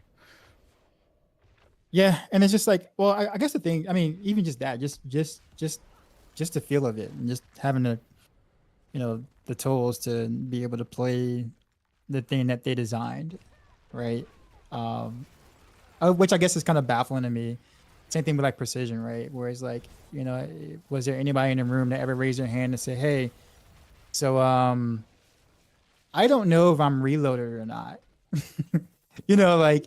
like that seemed to be like for me that would be one of the things that I would initially ask. I'm like, well, how do I know if I'm loaded, or how do I know if I precision stacked? It's like it just becomes very difficult to give feedback on said item or said thing if if players don't even know if they're performing it correctly, because they literally don't have the tools to know, to even make the decision to even play it better, or to anything. Like you have to bypass it by literally using puncture, like, which is, I mean, cool, I guess, if you want to go that route, but that wasn't the point of or that wasn't part of the point of the unique, right? So like if you got to do that, then that kind of defeats like part of the purpose of the mechanic to begin with, especially like the first reload versus the second reload. But anyways, I don't know. We'll see where Blizzard goes with that, but it is not a friendly crossbow at all for players. And even as a piano player, I'm just kind of like, oof. I can do it, but it's like I don't know if I'm really enjoying this. I really wish that they would have just made the marksman skill temper thing on Orphan Maker double damage instead of strike twice. So at least it would have some extra unique sort of scaling option, right? Because normally everything else has the strike twice affix, right? With rapid fire and barrage and stuff like that. So having access to like double damage and strike twice would have just propelled the core skills, like the ranged core skill archetype, way further than this. Because right now it's the same thing. Like what do you put on your weapons instead, right? Right. Exactly. Well, that's a good suggestion. I mean, it's definitely gonna make it unbelievably strong, but I like it. What should we It's like go through Well, our unbelievably wish list? strong would be like, well, was to like be like 5 5 pit pit tiers. Yeah. Yeah, there you go. They would say the same thing, which should still be below in any of the other classes if people want to compare, right? I mean, we'll still be below. It's like, Yeah. so like, but I guess, I don't know. I guess it would feel bad if you're like a, melee or like a cutthroat enthusiast, right? I guess at that point, because then the gap would be even larger. Yeah, it's funny when one item gives 1400% multiply or something. I guess that's And it's still weaker than other stuff. yeah, exactly. You know. That's interesting. All right. Well, we've been talking for chatting about this for 2 hours. Whoa, Peachy just said, I'd drop Flurry if they do that. What? Screenshot that. All right. I Screenshotting it, putting it Just- right on fucking Reddit right now. Got the receipts. Yeah. Yeah. So, random Well- thing, I just killed Duriel and he dropped the Chaos unique. I didn't realize the lair bosses could drop them too. Seems like you'll kind of like find them randomly throughout the game as well, which is nice. Yeah, you can. Yeah. I think they mean- buffed the initial drop rate of uniques too as well, like in general. For like the outer world farming, like T4 in general. Yeah. I mean, it's like me opening a, the goblin events that we have, the bags that you get, opening a random one and getting a mythic. It's like, yep, apparently mythics drops from everywhere now. Yeah. It's like, oh, it could just happen. But yeah, I don't know. I think like I'm genuinely worried about the drop rate for Chaos Armor when it comes to builds that require specific ones in specific slots, but I think the concept of it is very welcome. I think that now we start getting into how can we finesse our character to be as strong as possible? Any closing like thoughts or anything before we end the poddy pod for now? Well, it's like a long time coming. We mentioned for like 2 months that we should come together and just talk rogue things. I thought it was fun. I think we could definitely do this again, and even like there's so much about the game that we didn't touch on.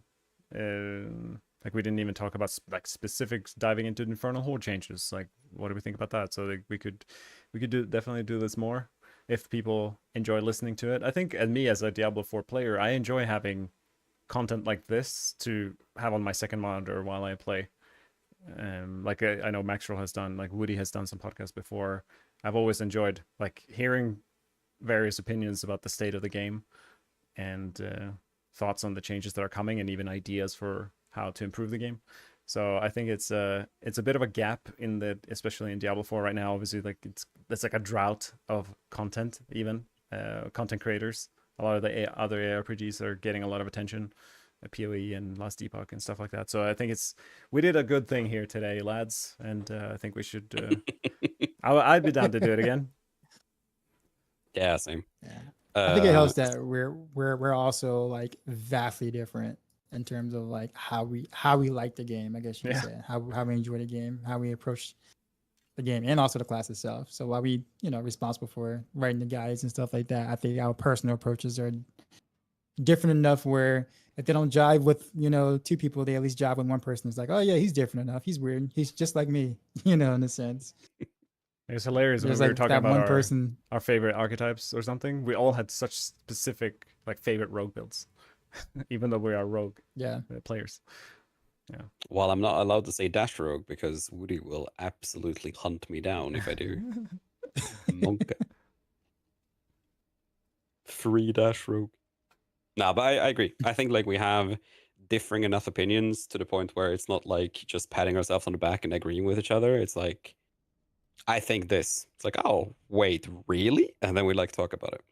I do think that we could use an agenda that we kind of loosely follow and try to keep it, relatively on topic for the things that we talk about. Because right now I'm like thinking about how to make a table of content for this, and I'm like, we're in dead. I'm not. I'm just gonna put we talk about the season for like 90% of the podcast, and then just be like, you find it, you find whatever we're talking about. Any final comments from the viewers? We have a couple. Any questions or like thought about this format where we just sit down and talk about the PTR? Was it interesting enough? If you're watching on YouTube or like a video afterwards, the recording, leave a comment, your thoughts, if we should do it more often or any ideas. Of course, it's See I this like guy. podcasts. We got This one. guy fucking YouTubes. Ferrio says you thought it was really cool and he enjoyed it. Appreciate you watching. Q&A, He just says maybe. Q&A after the podcast. Fair. We can do that in the future. Yeah. I was planning on sitting here after stream a little bit and grab some extra Q&As that I could maybe put in the comment section after, but I see. How does it feel to have worse numbers than Crayon and Jars? I I mean, see. we have that every season, I see. This is nothing new. Awesome. Well, thank you. I'm gonna end my recording for this now. Thank you for watching. Thank you.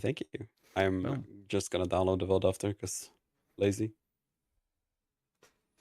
That's Hope it. it works. That's a wrap. GG's.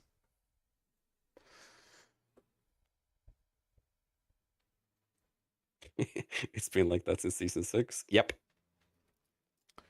I'm gonna like my last thing for PTR is gonna be that rapid fire. I'm just excited to try the overpower rapid fire, see how bad it is in terms of playability. Oh boy. But other than that, I I think mean, we're I've actually done. been doing something like that, a non-overpower version of that actually throughout most of this podcast, and Is it good? I mean, it's satisfying when you hit something with a big orange number. I'm not gonna lie, but until then, it's pretty ass to play. I mean, Um, during Stagger, I mean, you were doing like 2 trillion hits in that video. Well, like not you, but he was doing yeah, 2 yeah. trillion. That is a big bonk. And why wasn't he running cunning stratagem? Like, wouldn't that be worth getting extra arrows, or is like the Xan You get rune? 1 extra arrow. Okay, only 1 extra arrow. So I don't think he knows that it's he may not know that it's not that it's not giving as many arrows as they intend, which is actually another thing too as well. I'm surprised they didn't really like touch that legendary note. Like if they wanted us to do things with combo points and that type of play style, like cunning stratagem should have been touched. And Like also, that literally is that board. It is the combo point board, and they did nothing with it. And I thought that was really weird and odd. And I'm like, yeah, and not even like do anything with it, but at least fix it. Like, yeah. I mean, even if you don't do like a buff to it, like at least fix it to where it gives you the appropriate amount of arrows. I think they should have just like completely like they need to rework the combo points. Sorry. Like combat stats that you get from it. It's like, yeah, twisting blades, movement speed, woohoo! Like you don't really Yeah. like it doesn't do anything. Another Yeah. thing combo point related is the expectant aspect. I feel like it should say like you deal 15% increased damage per combo point spent, so or something. So because then no ceiling, so you could like put it on a 2-hander or something, and the amulet. But right now it's like absolutely useless on an amulet and on a 2-hander, and it's even still bad on a. It's like really bad on a 1-hander. It's like the aspect just doesn't make sense anymore. But it would be cool if it did. Especially if you won 1. Exactly. It's like, oh, 12% damage. But if it said or like whatever it per is. combo point spent, then it would work in the current state of the game. Yeah. Yeah. I'm really sad that they phrased the wording on Offer Maker that is like while like attacks using this weapon, and then it doesn't work like that. It just attacks that has required ranged weapon in the flavor text that can utilize it. Because there was like I was even theory crafting like, oh, maybe this is the return of mired caltrops. Like maybe we'll do the turret build now this season with a giga reload turret or something. And it's like, nope, doesn't work with caltrops, doesn't work for any trap. It's depresso. Hmm.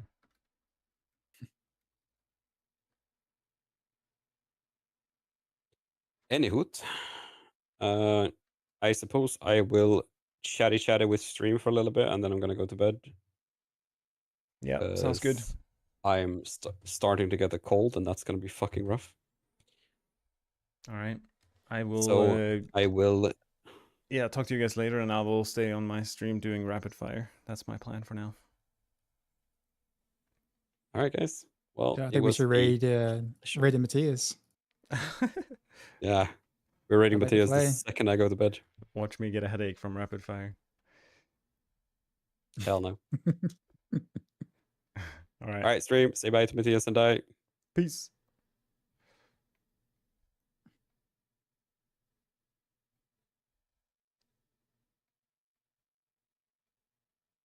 Okay, I'm still here. It's a good thing that I'm still here.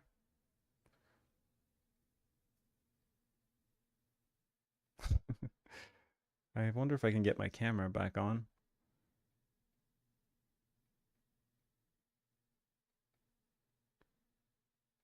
Maybe I'll be cameraless.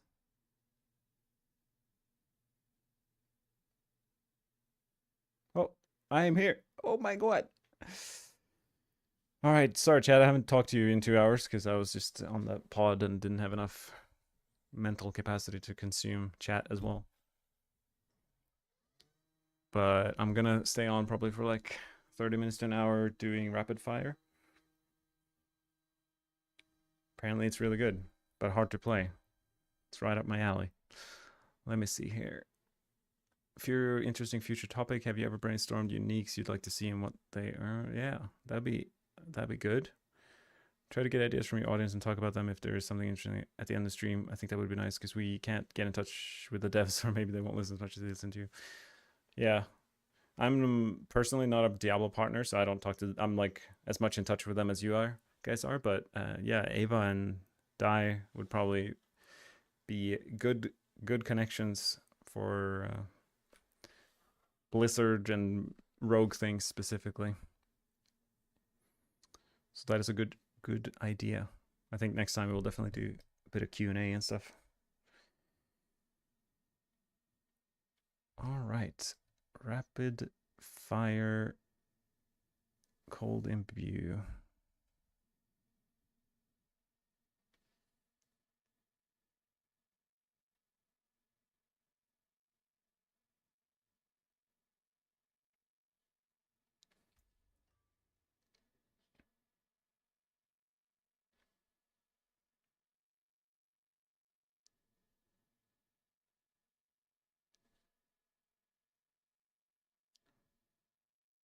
Exploit weakness it is.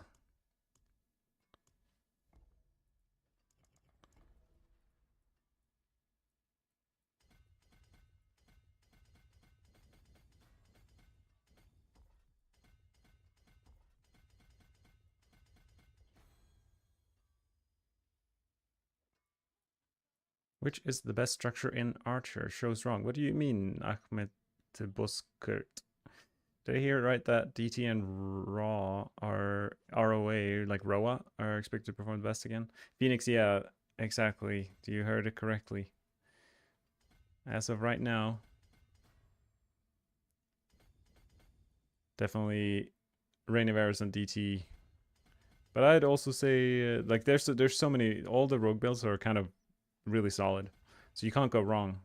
Like, Heartseeker, I'd say, is very good.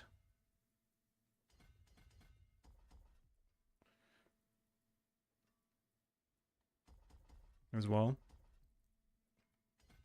Would recommend.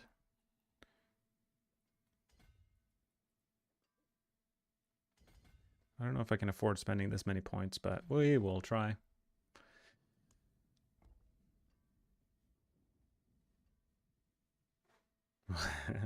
Yeah, I mean, I'd say it's less about damage. Like when it comes to recommending builds, it's less about damage and more about the overall gameplay. And the reason that these ultimates are constantly recommended is because they like multiple times a second reset all cooldowns. So we can spam dash or spam anything and you spend so much resources that you're so tanky.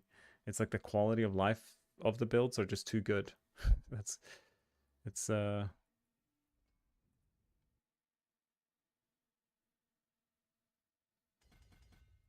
It's doesn't necessarily mean they are the absolute strongest. I think I'll just slap on a devious here. So I personally would just play whatever you think is most fun. That really is the way to go about it.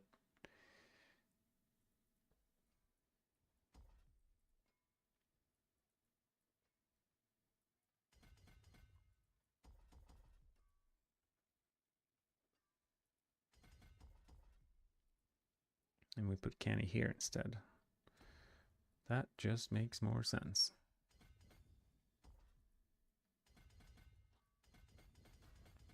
Kind of freestyling this Paragon board here.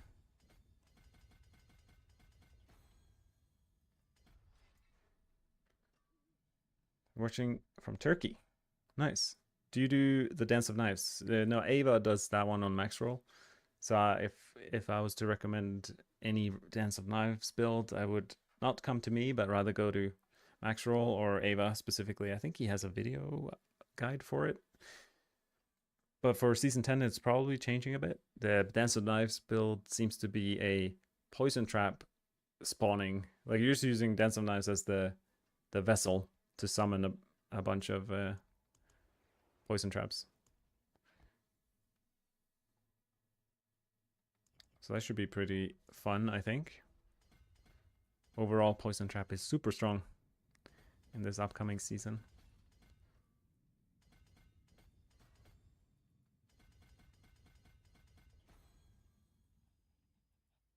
This is going to be such an interesting build because we're running Brawn over Brains, I think it's called, which it like prevents us from capping resistance and armor, but we get through like 200% life.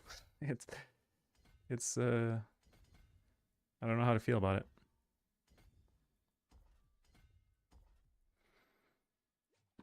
So I don't necessarily need these resistance nodes, basically.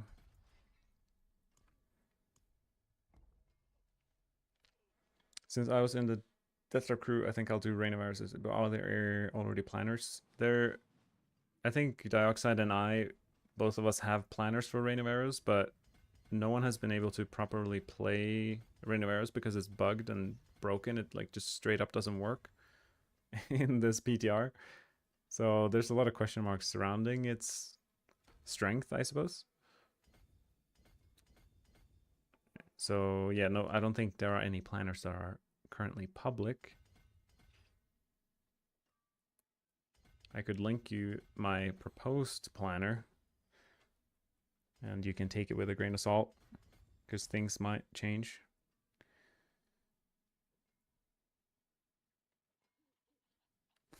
Hey, I know this guy too. The downside section upside, you get more effective life and need less. Yeah. Yeah, Danger, you're right about that. I'll link you my Rain of Arrows right now, no worries. Let's see. I haven't really looked at it before the PTR, so it might be super scuffed, and you can't see.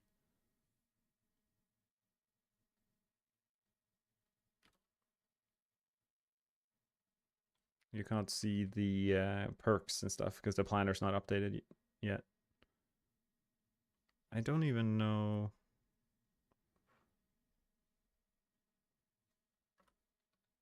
What chaos armors? Let me double check here. Rain of Arrows, chaos armor.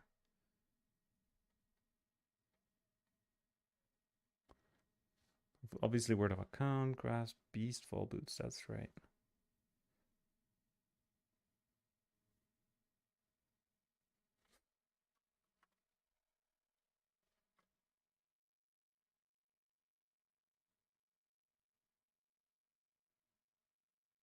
Account, Skyhunt. Is Skyhunter worth it? That is the question.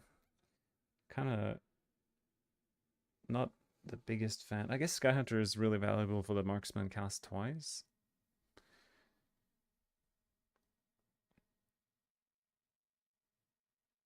I'll put it on. But I'd say there's definitely an argument for playing the victimized version that doesn't require precision.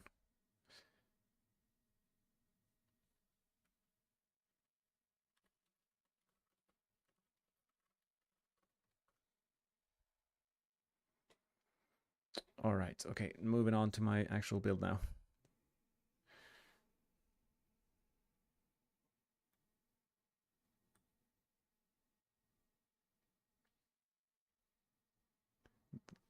The 34 points. What the heck do we spend the points on? Pick up some life here. Pick up some more. I think I leveled up like 5+ levels during the podcast recording because I was just playing hordes. So my Paragon's pretty good right now. I don't think I need armor resistance at all, but it's fine. Feels so weird to not have no witness board, but we don't have an ultimate, so I suppose it makes sense.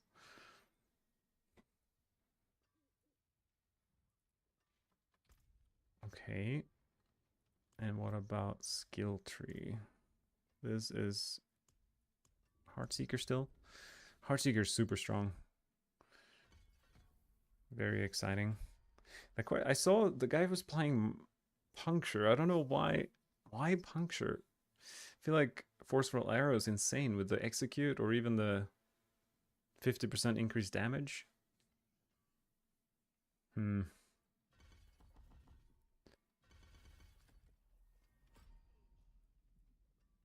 Wait, what's happening here? Stop.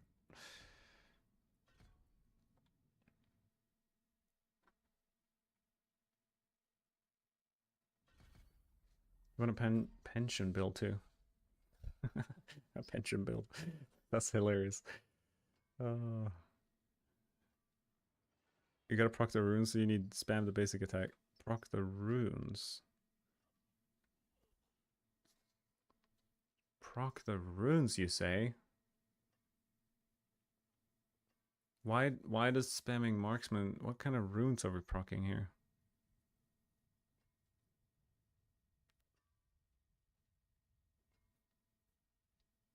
Like the Ahu?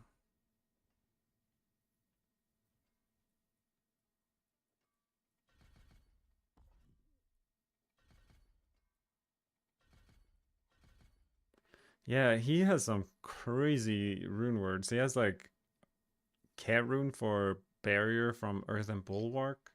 I mean, I guess it could help to survive. It might be necessary.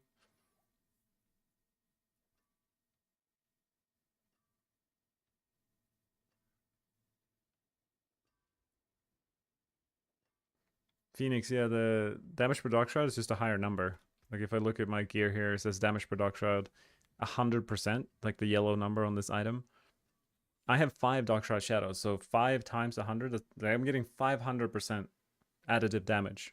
And if I rolled close damage here, that would be like 150. So 500 is more than 150. So that's why dog shroud shadow is always the best. Close damage was only good when it infinitely scaled our close quarters combat key passive, but now we get this capped without any tempers whatsoever. So whenever the build uses Dark Shroud Shadows, we will definitely temper that. It's just the highest number. Good number equals good. Big number equals good.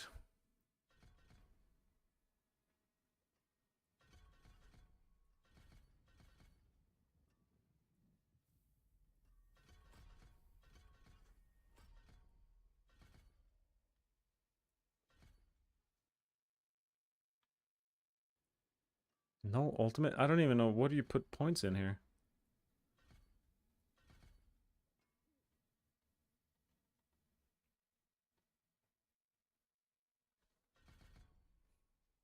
Any changes on Shadow Step? Mark asks. I'd say go to Ava for that.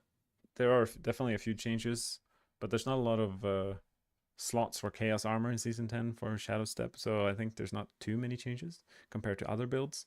But yeah, definitely keep a lookout for Ava's Season 10 Shadow Step build. I'm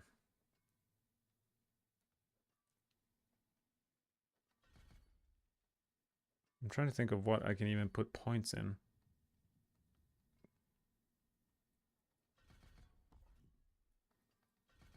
I guess anything defensive.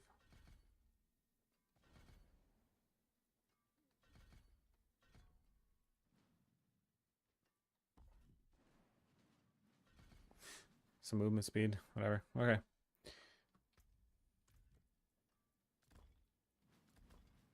Rapido fire. Slap on some traps. We're getting shadow imbue from our basic skill. I think this will be a trial and error kind of build. I didn't put this on.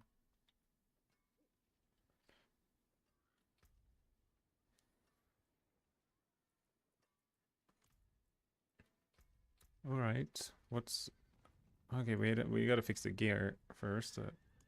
One step at a time here. I don't think I need any of these items. What the heck? Grander here, cat. What? Why? Why do you do this to me? Put these away. Salvage these items.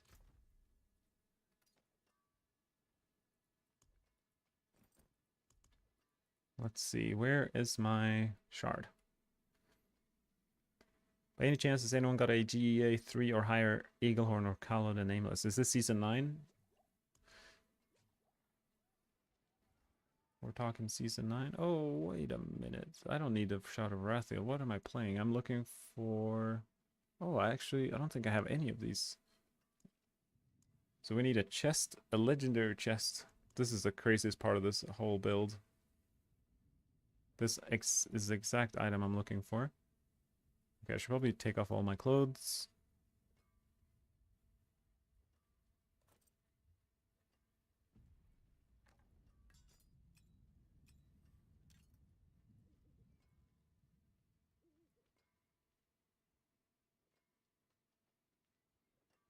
There's so many options for this build. It is crazy. Fist of Fate, Pain Gorgers. Definitely not using... Might use Fist of Fate.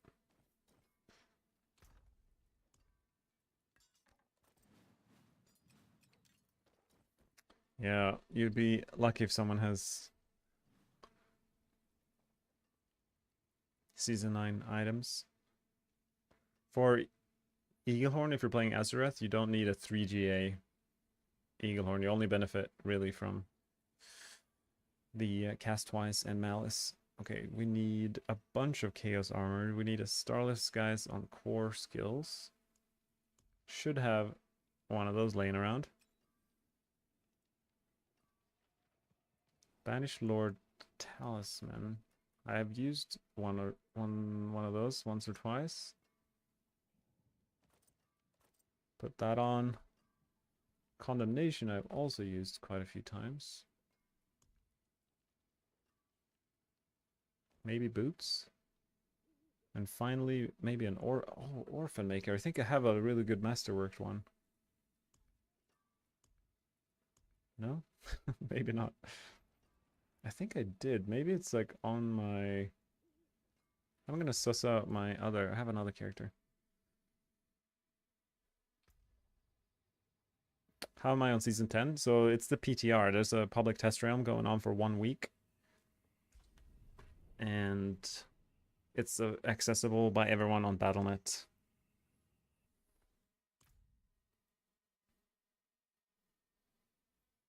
On PC. You can just install it. Orphan Maker. There we go. I knew it.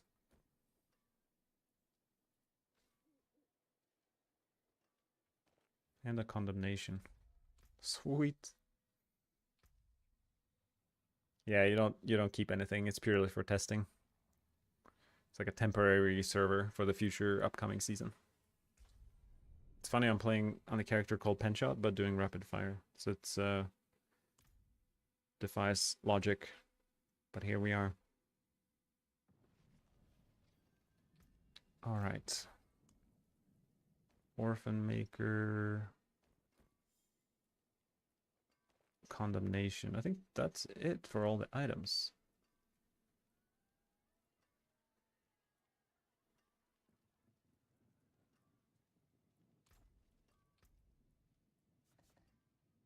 Brawn.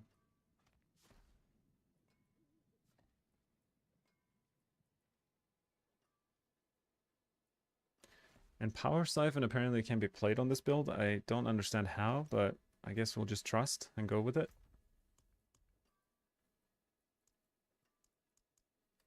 Try find a crossbow if I have it. If I have a 2GA one, I would be happy. I do not.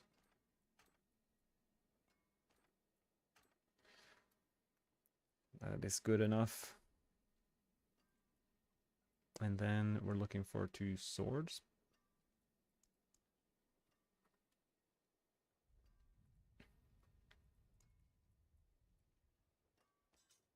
That's a good one. Nice. And oh yeah, Scoundrel's Kiss. I don't think I have this item. I sure don't. We'll pick up that at the store. We need an amulet. Ideally with maybe Frigid. Or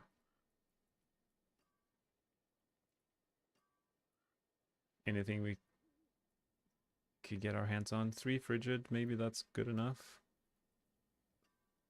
Or 3 Malice. I guess it's pretty same.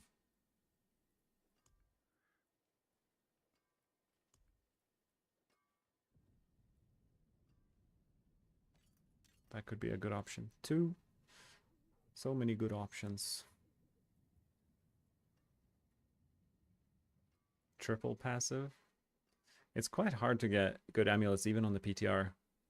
Takes a while. All right.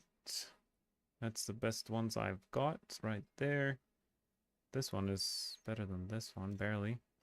Dex and Malice. Okay, I'll do the Malice one. See if we can roll Cold Imbue.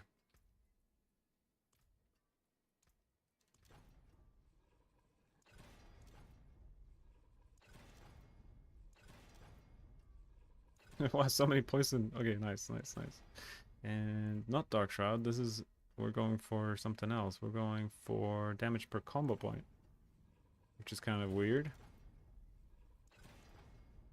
I should have so many. I have 44 scrolls now. That's crazy. That's exciting.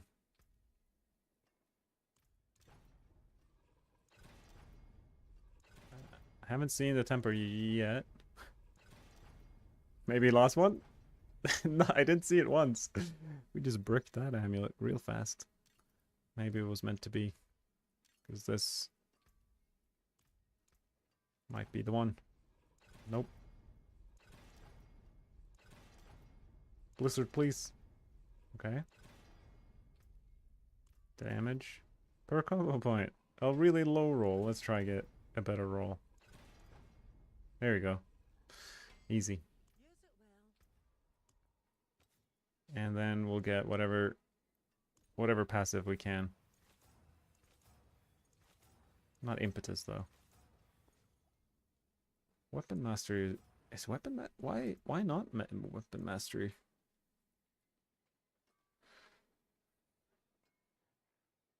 One point is 5%. That seems good. Weapon mastery, frigid finesse. I'll take that.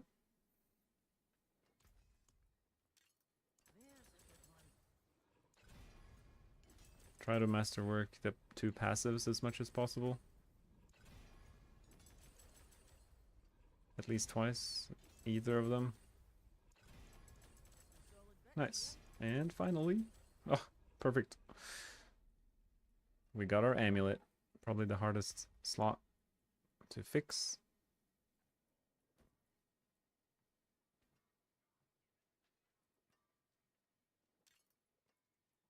And then Scoundrel's Kiss. Let's go pick up a Scoundrel's Kiss and try to get... I don't think we need any other GA than the rapid fire ranks. Never ever seen any build using... Oh, Ava with the raid! Whoa. Welcome, everyone. We're going to be playing rapid fire. And I might break my brain as I try to figure out how to get this rotation to work, but we're gonna try our best. It'll be a party that might last for 2 minutes. Right now, we need to find the Scoundrel's Kiss ring. Wish me luck.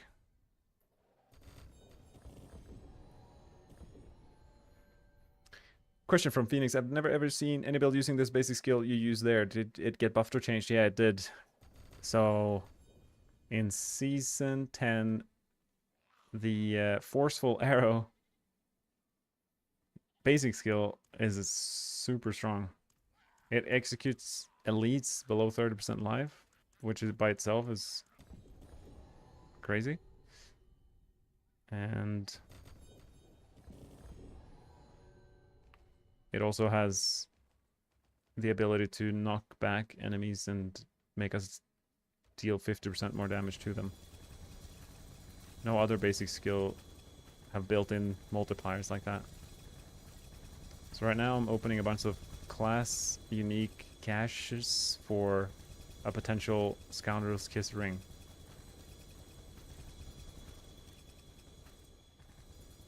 Can there be a build based on it like Heartseeker? Yes, there could be. I don't think it would be better than Heartseeker. Because Heartseeker hits enemies twice. It like ricochets and hits everything twice. It's like, it's just so good. But it can be definitely utilized. Certainly not bad.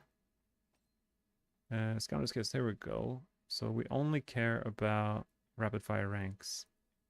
So far, no bueno. We're just looking for the ring icons on the ground here.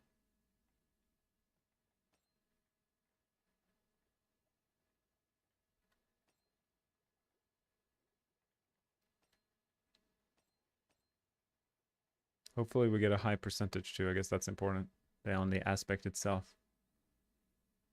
So many items.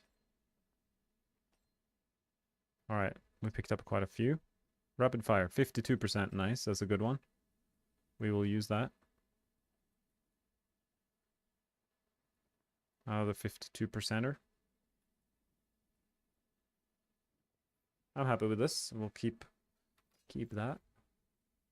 I'll see if there's any, maybe there's a multi-GA crazy one coming up here that's on the ground.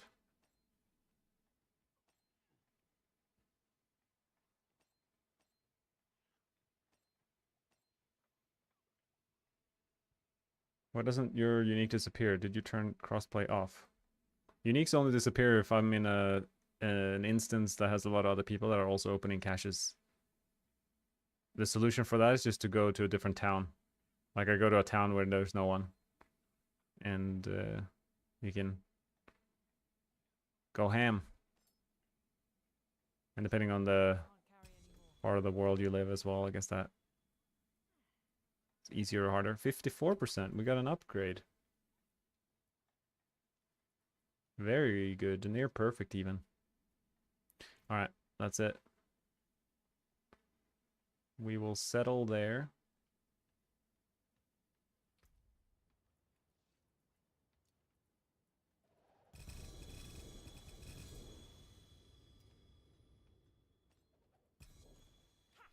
Equip that. Oops. Put that in the stash, actually. I think I have crossplay on. But I've definitely experienced what you're talking about, Picha.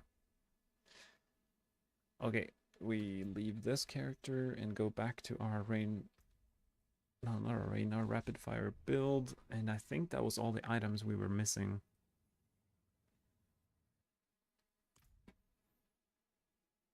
So what the heck do I temper is the question.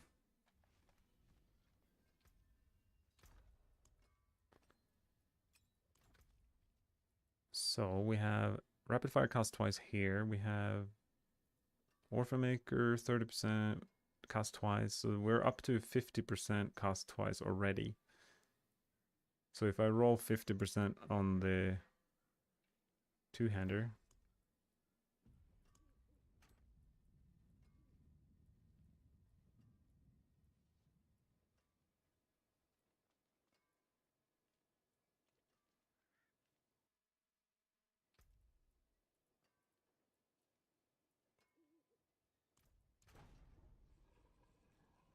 Rapid fire costs twice. Oh, perfect. I like it when it goes perfect. Nice.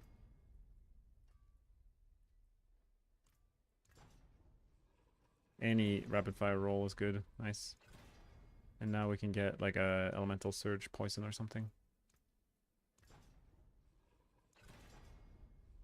Easy peasy. Damage per combo point. Nice. That was so easy. What are we even missing? Oh yeah, this chest needs some funky things. I don't have...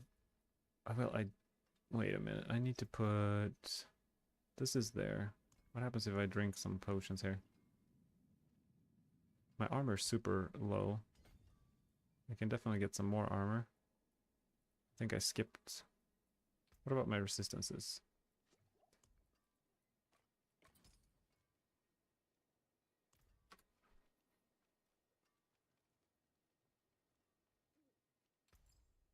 You doing Sergar? Nice, yeah. Yeah, usually any other town you can drop. The stars made manifest. Sockets are sorted. My resistance... I should be... How can I... Shouldn't I be capped? So what is it? Yeah, your max resistance are reduced by 25%, so... What is my cap? How... Oh, is it just like outside of town or something? I need more time. Because I'm using brawn over brains in this build.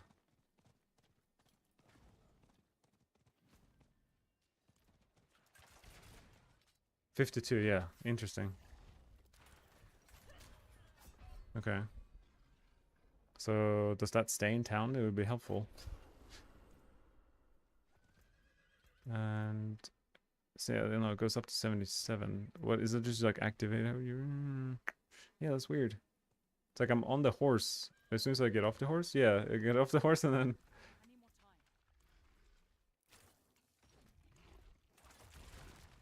time. Okay, interesting. So what's... This caps at 60%. So if I put another skull... 64% armor. And then I... Yeah, right. It's a weird thing.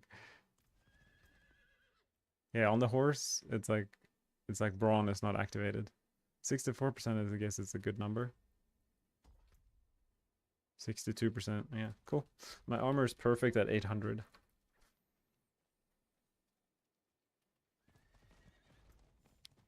But my resistances are... Oh, they need to be 52, and they are definitely overcapped. Okay, well that's easily solved.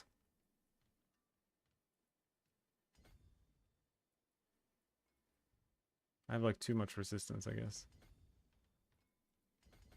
Quality problem.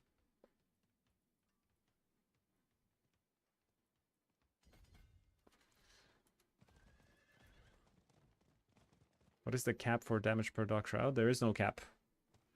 You can have as much as you want. The more the better. But the more you have, the less like impactful it will become.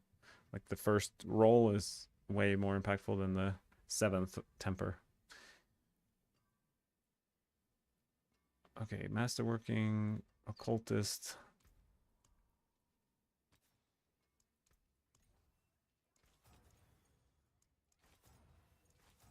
Try to get something around 900 life. Like that. Overpower damage, I guess, is not bad. Funnily enough. You know what? I'll just keep it. Bright aura. And then we put in some aspects. There's only 4 aspects. This is a crazy build. I don't understand. How is this legal? Conceded? No, not even... Oh yeah. Conceded and... Oh wait, conceded goes here.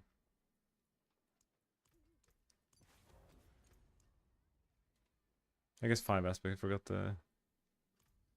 the amulet there. So what do I put? I don't even know what to put as my final 2. I can definitely cold clip.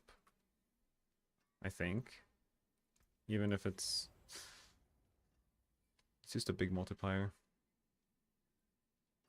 I don't have how do I get unstoppable with this build? Do I just not? Does Earthen Bulwark from Druids give unstoppable? How does my good friend over on the YouTube get unstoppable? He's got Yaks Xan. This is crazy. Filled with wonders.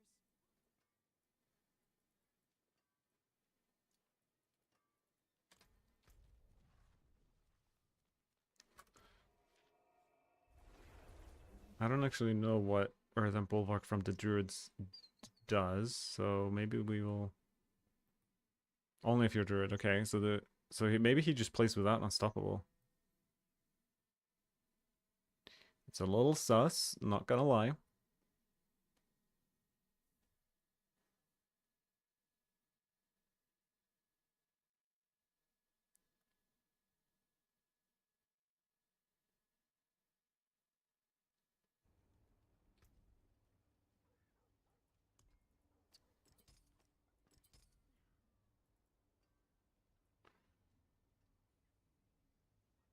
Interesting. I wonder if I'll even have barrier without it.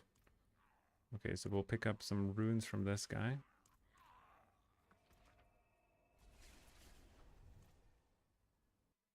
I don't know how blindly I should follow this other guy's rapid fire build versus try what I think is best first, maybe. Earthen Bulwark gives you unstoppable. Yeah, that's what I was. Maybe I'm just gonna try it. Okay, so how do we try that? We put on the Ket rune, I think. Anyone see a Ket rune? I see it. Can't carry any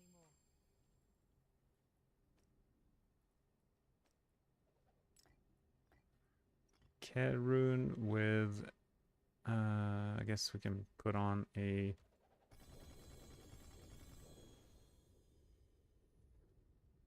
yaks maybe.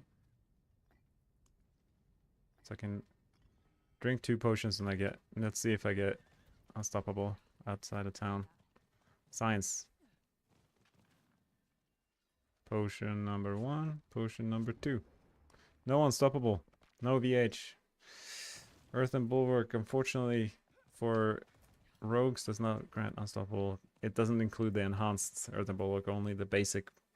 So it gives us a barrier. It's not bad, but I suppose there is a benefit to the barrier because we're running conceded and we might not spend enough energy otherwise.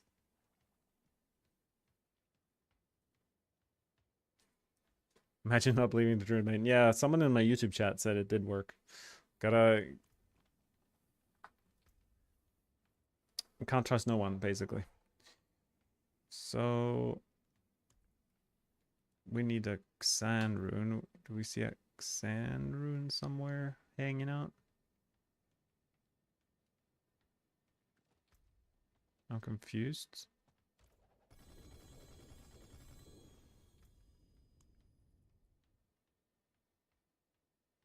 I mean, we'll definitely use an Ahu.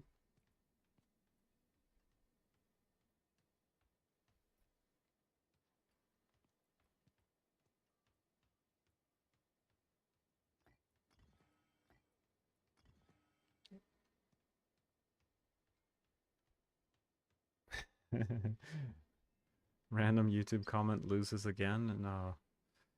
This game it's got a lot of strange interactions. Can never know. Never know what's going on. And then he's using this potion one with the Xan rune.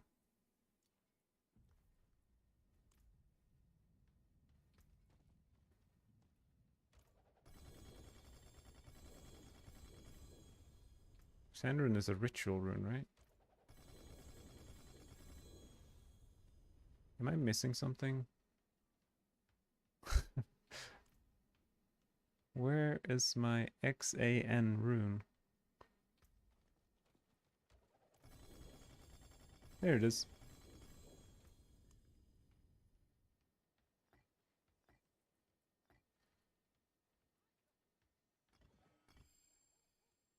Yeah, I was gonna say, like, some of you guys probably see Lixan. It's like a puzzle. It's like, find, where's Waldo?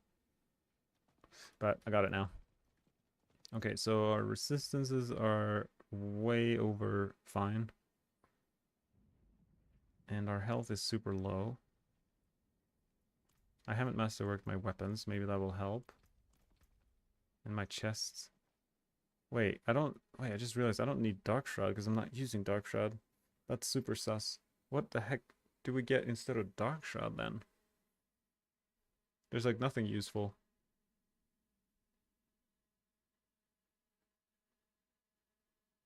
I could get armor.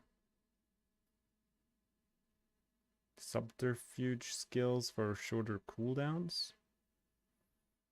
Maybe I'll do that.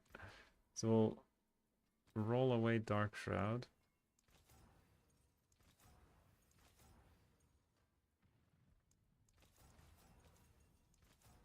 And try to get sub skill ranks. Energy per second, could that be useful? I'm not sure. So this build uses smoke grenade, poison trap. Those will get shorter cooldown with more ranks, I think. Right? So let's see here. We have smoke grenade at 9.5, poison trap at 10. Without this rank, 10, 10. Okay, so it only gives... So technically I just want smoke grenade ranks.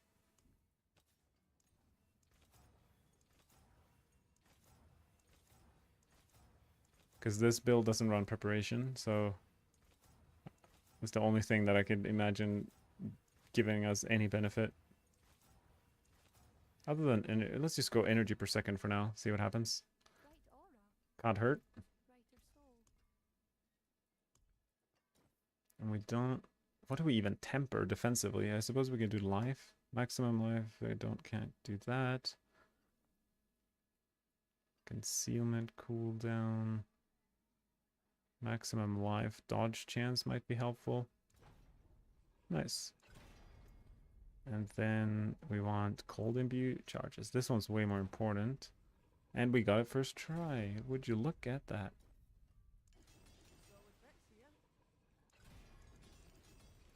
What do I care about here? Oh, I definitely want cold imbue charges, I think.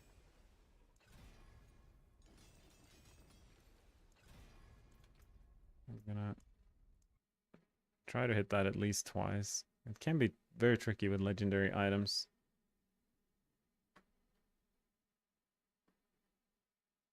Wow, there's quite a bit of dodge chance from getting a perfect temper.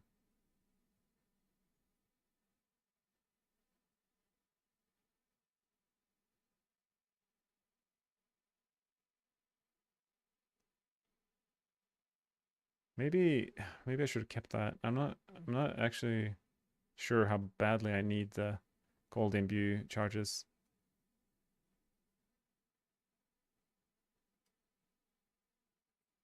Maybe I'll try with just +4 and see how it feels. I have +7 in total. So that'll be 9 charges.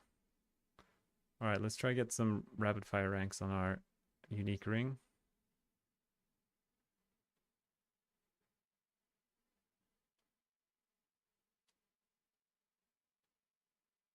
Okay, I'll settle for 2. And here we really don't care. As long as it's not overpower damage or rapid fire. Chance to cost twice. I'll settle for any of the other 3. Dex, life, or combo point.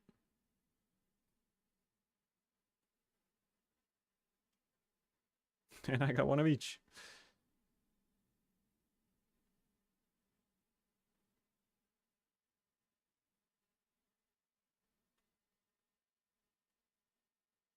Nice.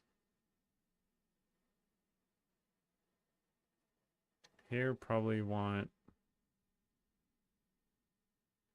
Dex and combo point.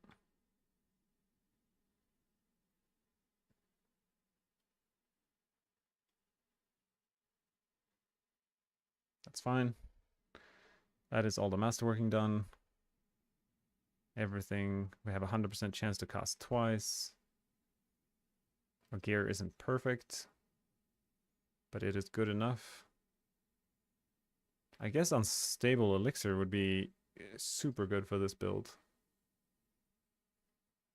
Wow, Unstable Elixir is like the absolute best for this build.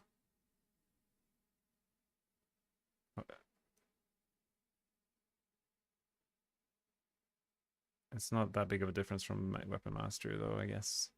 But we're going to be drinking potions like multiple times a second. I'll just try it with Weapon Mastery. Our life is 8,000. Could definitely be higher, but we'll try see if we survive anything. We have one more aspect to figure out. I mean, I could put on like an inner calm is really bad because we'll be evading around a lot. What would be a useful aspect? Attack speed doesn't seem good. We could do like elements. I mean, I guess expectant could be used if we go the puncture route.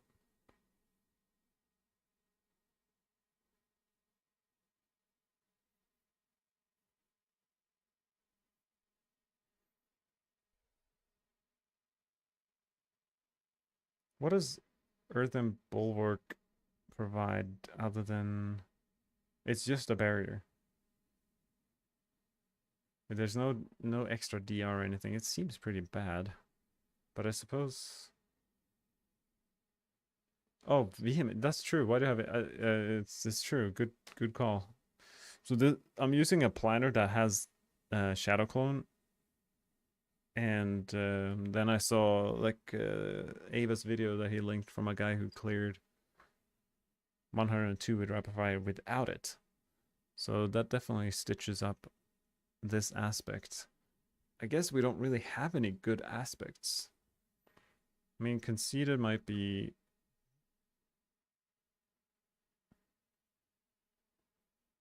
An alternative is obviously to run Orphan Maker as our two-handed. But we'll try this setup for now. And then like Cold Clip here maybe. It'll be bad on the boss, but I don't know what else we're doing. What can we get a benefit from?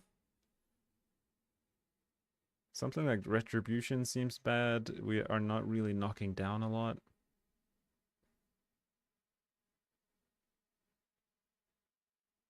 Inner Calm, 13% damage might be. Like, even though we're not ever getting the full benefit from it.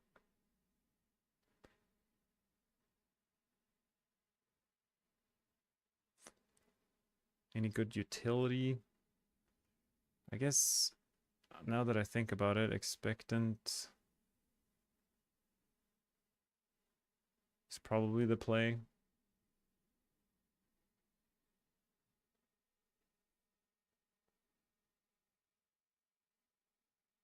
And what about Edge Masters? Or we're running Power Siphon, so does that just kind of limits our value we get from that, I think? I would assume.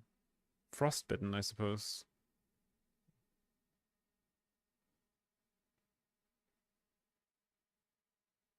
So we have Frostbitten, Elements, Cold Clip,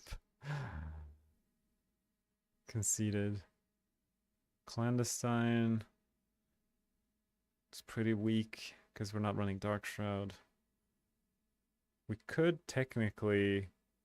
You know what we could do is run this Siphoned Victuals on the Amulet, which sounds insane. And then we could put Shroud of False Death here. I can run an Expectant, but in this current version I'm doing a 1-to-1 combo, so Expectant is only 12% damage. I mean, this setup seems okay. I guess Shroud would remove a bunch of Cold Imbue charges. Okay. Am I good to go? Might be good to go. What about crit chance? Is that good? 40%. That seems low. Oh, I don't have shroud. We gotta put points in all these now. I've been so used to like not specking into passives. But now we can actually spend our points because we're not using the bugged item. I don't need this. Deadeye should be good.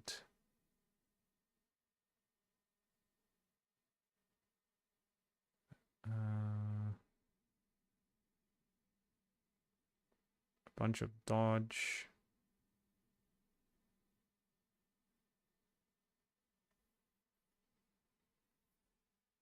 Maybe it's worth getting the 20% crit from that. Obviously, rapid fire crits quite easily by itself. And we'll have 15% here. So we have 15, 30, 50% crit chance right there.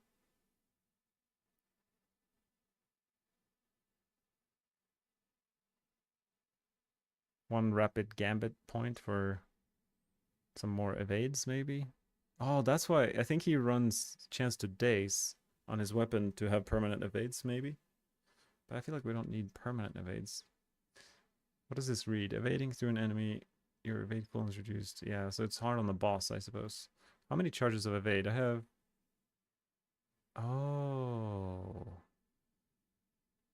Derry, I'm about to try rapid fire combo points. So one interesting thing with these chaos armors is if the chaos armor itself has an inherent, like this Orphan Maker has vulnerable damage as inherent because it's a weapon, it actually doesn't come with any evade charges. But if I take like chaos armor that, what could we find? Like this, right? Doesn't this like give me... So I feel like there's some chaos armors that's giving me evade charges. Let's see if I'm just making this up.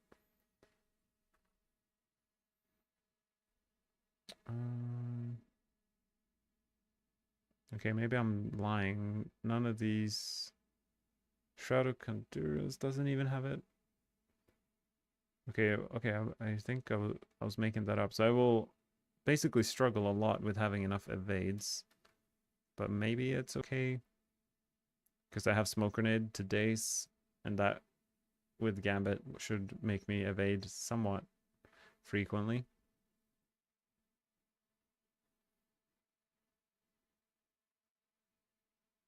This is so scuffed. But yeah, now I understand. It's funny when you start putting together the build, you start realizing why someone else made the choices they made. Because now it's like, oh, there actually are no useful aspects. So of course you would go puncture, you would think. But we will see how it plays. I guess Cowl of the Nameless gets more value because we have infinite unstable elixirs with this chest. Okay, I'm just gonna go to the dummy and see what happens.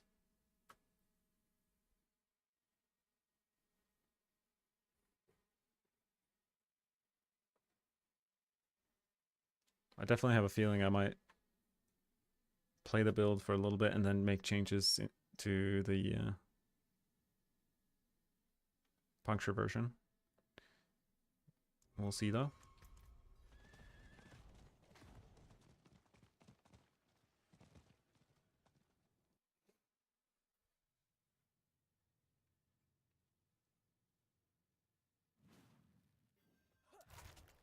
This is gonna be the oh my goodness, it's gonna be the absolute slowest build I think I've ever played.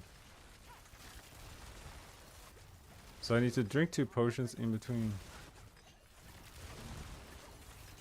This is... I wonder if there's like... someone would use a macro for this, or... So the rotation is... drink 2 potions and then click. Oh, I need to like pre-drink a potion. And then as I fire, I drink? Wait, okay, so this here... No, this one. I drink 1 potion. So now next time I drink a potion, I'll have overpower. That didn't work. I don't have any potions. So if I drink before I shoot, that works.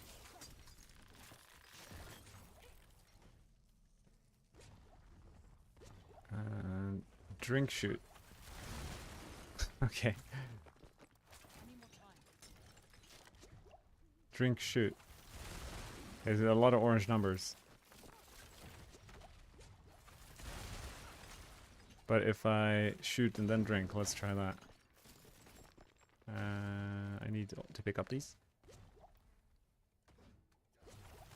Yeah, it doesn't work, so I have to drink right before I fire. Yo bro, how's the rogue eating for season 10? Is it looking nice? I mean, depends on what you mean. We're definitely probably the worst class out of all the other classes, but I only play rogue, so it doesn't really affect me. It seems like rogue has like 20 builds that are all comparable to each other in terms of strength, which is fun. I love that sort of stuff, and you're not pigeonholed to playing one specific build.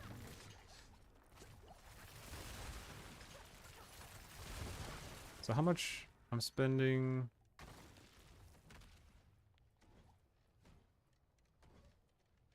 Maybe Banishlord's not worth it. I could just put on a... I should have an Ear of Perdition here, this one.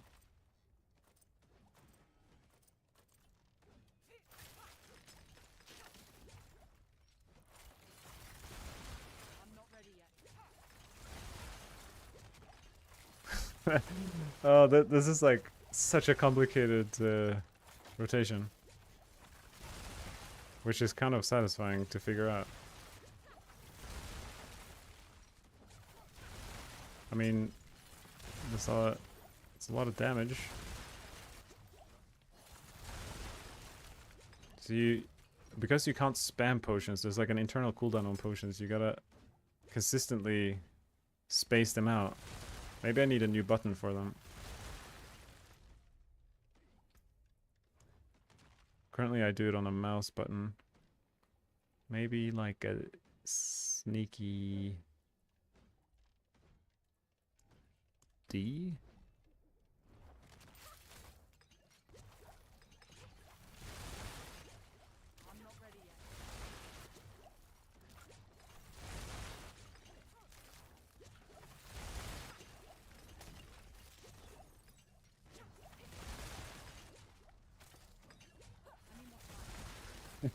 Wow, I'm impressed with the guy who played this successfully. Maybe he didn't play it perfectly, because it seems hard to hit the rotation every time. But maybe it's just you get used to it or something.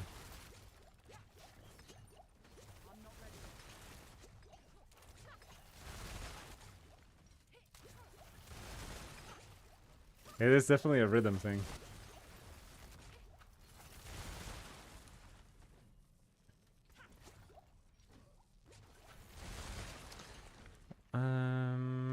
Any changes? I think air perdition with the movement speed will feel good. What about my cooldowns? Like, I'm curious about just like firing. Like, because of Orphan, it's slowing down my attack so much. I don't need. I'm not struggling with the cold imbue charges at all.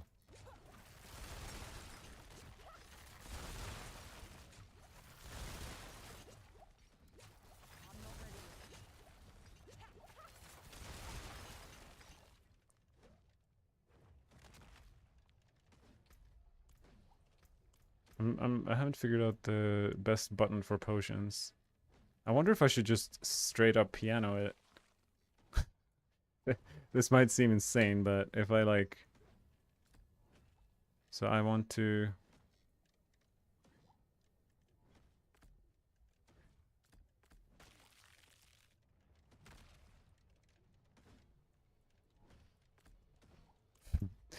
Okay, hear me out, hear me out. Don't judge just yet. We use potion on Q, and we put our skill slot 1 there. So now I Q, W, Q, E, Q, W, Q, E. Q, W, Q, E. Interesting. I'm trying to think of like a button. I think that it might work.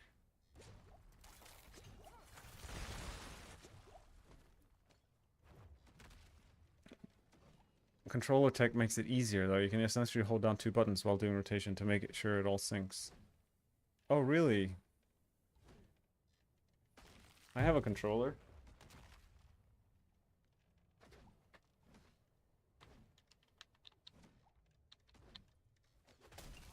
Oh, I'm on controller now. Okay, so if I hold down...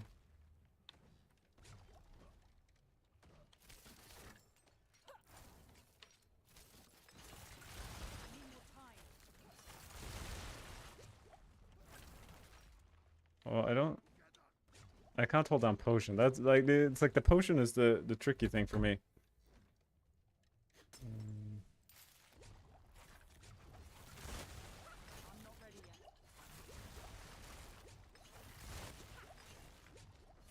But this seems to work.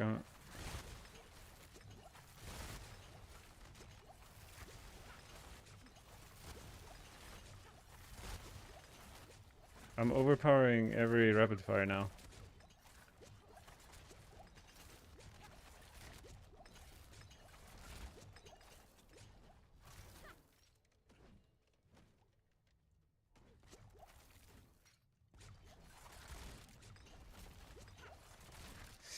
Okay. So I'm confused by... I guess I just don't spend enough core skills to make Power Siphon, like, completely stop my character from functioning. And then another question is, what happens if I remove Accelerating Chaos?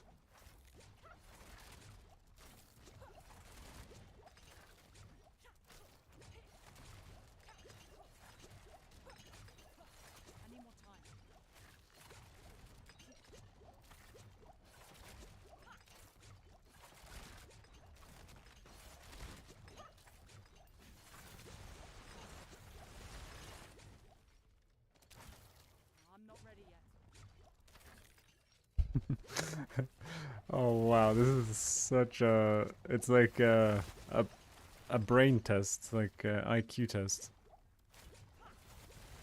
It's like when you like rub your head and rub your stomach at the same time in different directions. It feels like one of those tests.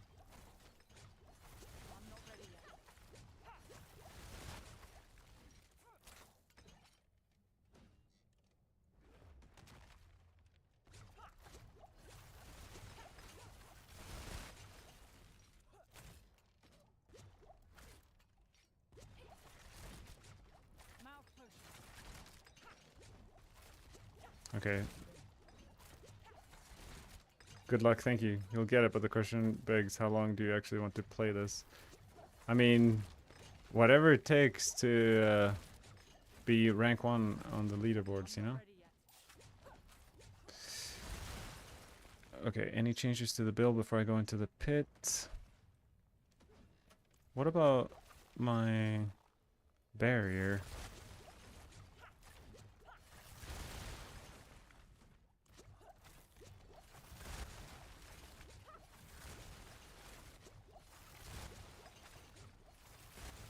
I don't ever have barrier. Oh, well, I wonder why. I changed my helm. Ahu Ket, I don't think I have those runes on me. Might be a sneaky Ahu rune in here.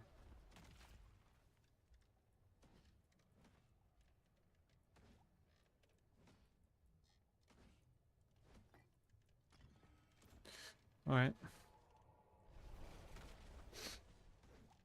Should proc bulwark pretty consistently for the barrier.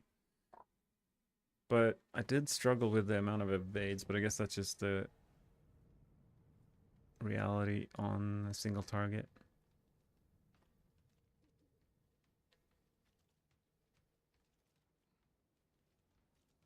I was hoping I'd find a random Ahu rune on the ground.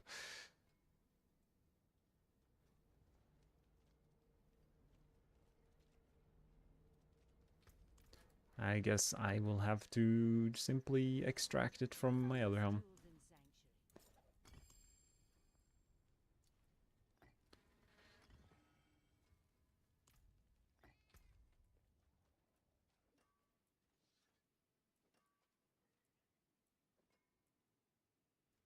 Instead of elements, I'm thinking of just going Neither good nor evil.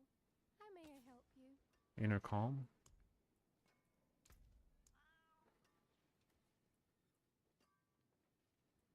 Ah, I'll just keep it. It's such an irrelevant changes at this point. Let's try kill some monsters. Could also potentially, I'm thinking like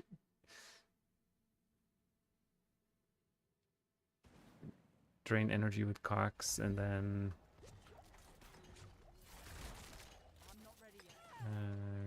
there.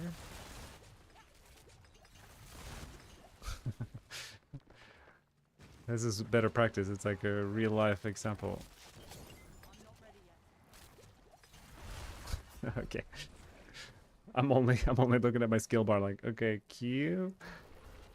I need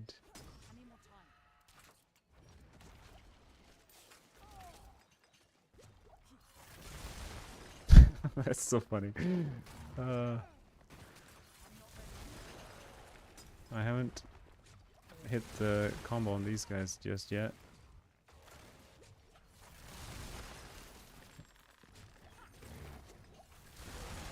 Yeah, like if someone can figure out how to do this consistently with their own brain, they're gonna be pushing far in life.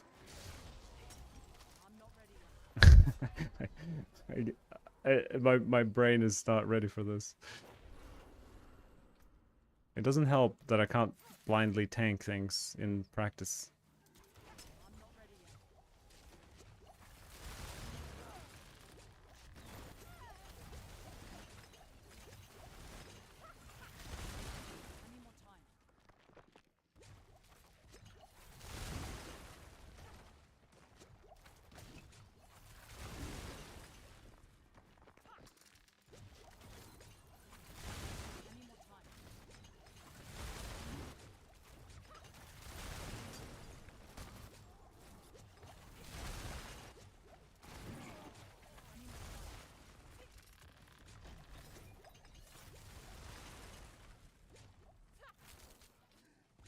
So the skill rotation is potion, forceful arrow, potion, rapid fire, potion, forceful arrow. So in between each attack I need to potion whilst evading every 3 seconds and casting my other buttons. And every time I do something else, I kind of get out of sync of where I was with my potions. So I need to like get back to the right sync with Q. So I need to press potion twice. But yeah, it's essentially I need to potion in between each attack.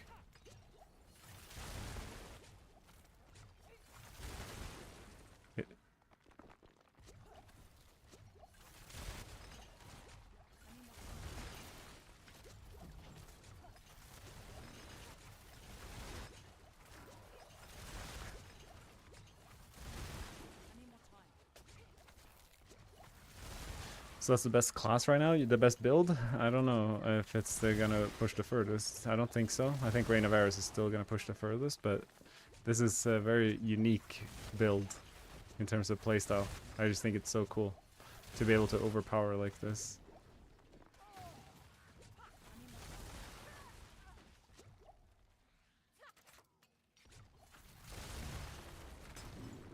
Like if I could attack more than I am doing mentally, then I would be, my DPS would be very high.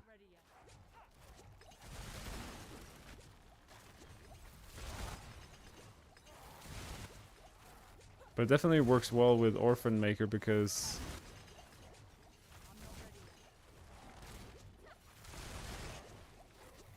it's like an built-in delay that lets my brain like to catch up for a moment.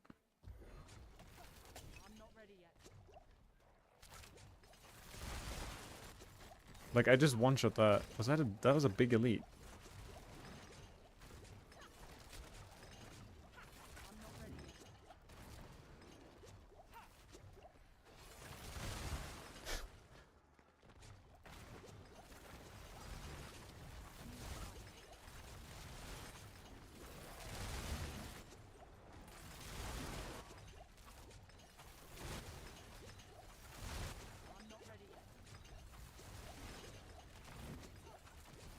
I wonder if what happens if I just like click the buttons.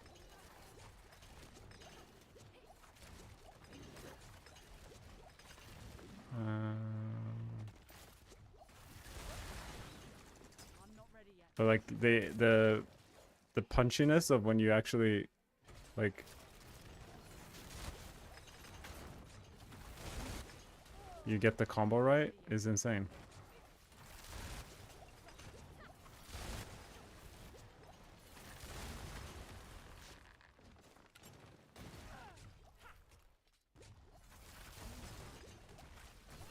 Oh, I don't even know what I died from. A little sparkle.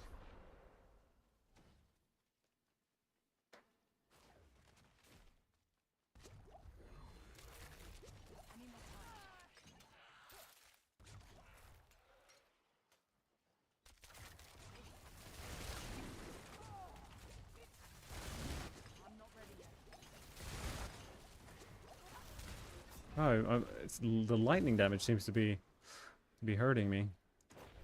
But I think all my resistances are the same. Wait, 50, 30, what? Oh, I removed Banished Lords, of course. Interesting. That's why I had no issues. Well, now I'm like giga undercapped on resistances because I lost 30 by changing my helm. That explains the squishiness as well.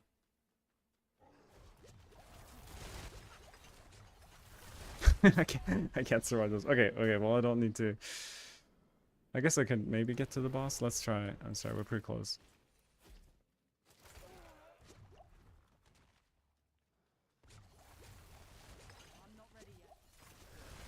Okay, I give up. He wins. I can get resistances on my chest.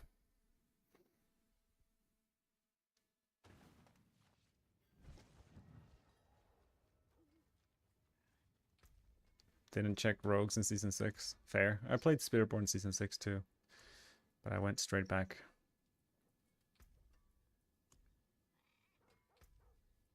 So, what if we go to here and...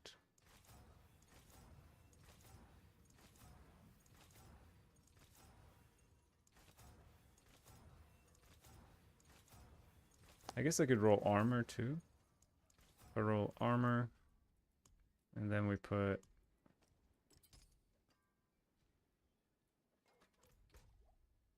We could probably pick up some more all res. There's some here.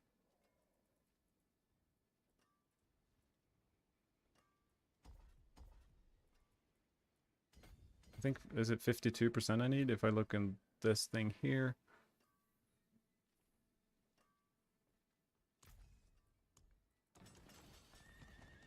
I think it was 52.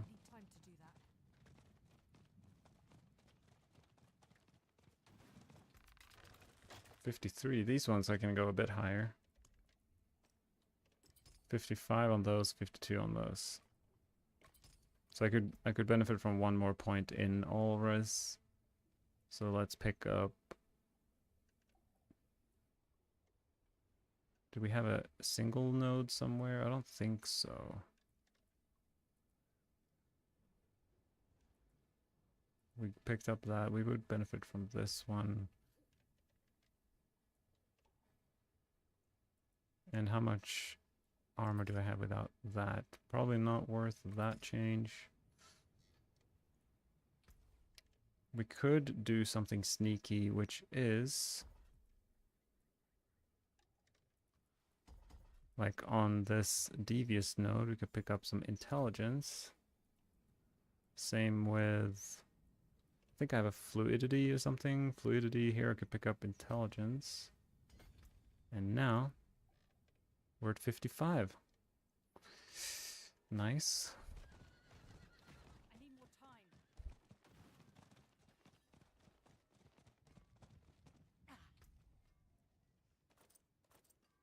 Okay, now we're back to being capped on the defensive side.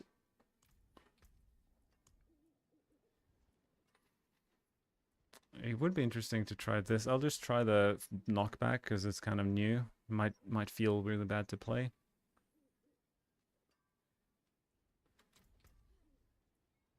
might give me more Deadeye value. We do so much more damage to cold things than Unstoppable and bosses, but we'll just deal with it. What is my rank? I have rank 33 rapid fire. Okay. And that run I ran.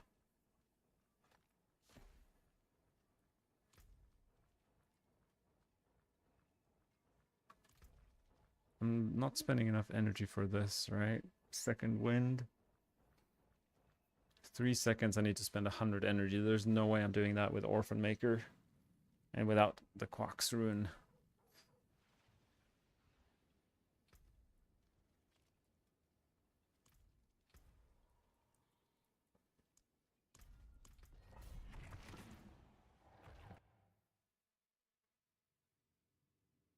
Thank you, Phoenix.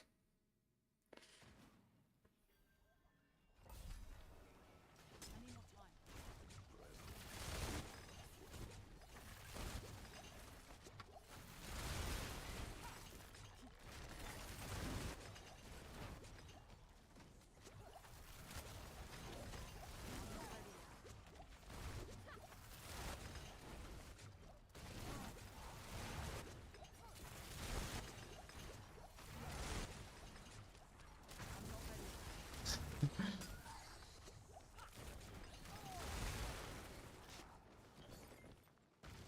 It's like I either get the rotation right, or I don't do any damage.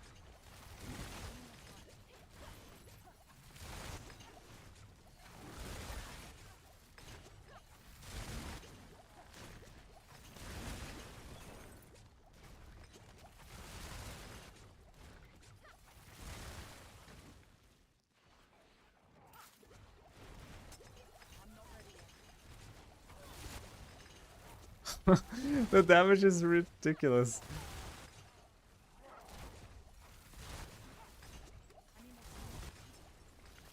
I'm not using my traps at all, almost.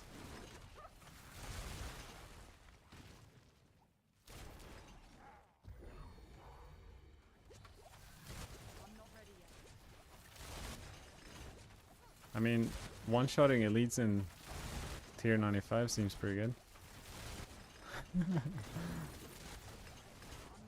You just need a maxed out unstable elixir amulet on this build and you're good.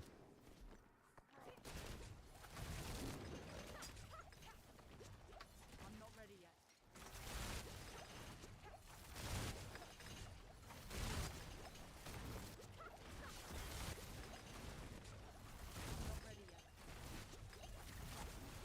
Oh no. I guess if I don't shoot things near me, I don't regen any health. But I am clicking potion pretty often, so I guess that shouldn't technically be a problem.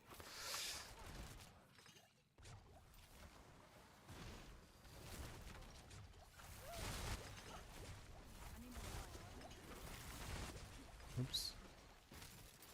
It's funny, I need to organize my other skills, because clicking left click for smoke grenade and right click for poison trap isn't doing it for me.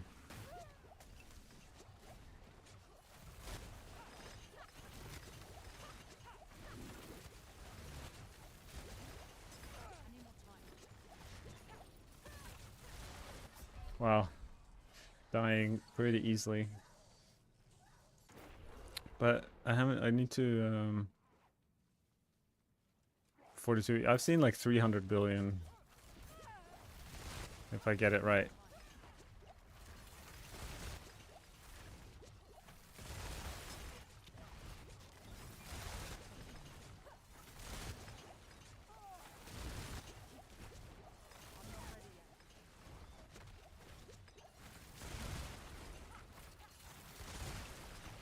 R and that and that and that and that and that.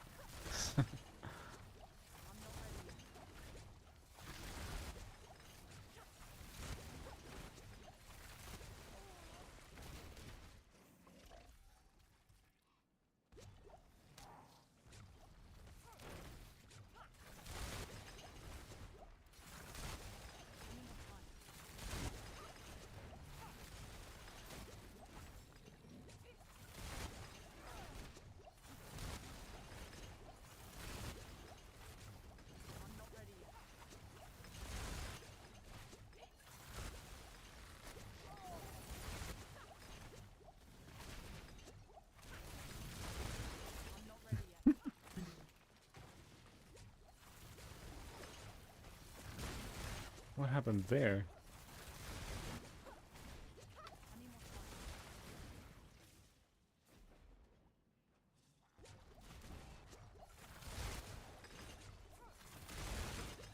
See you, Pecha. I'm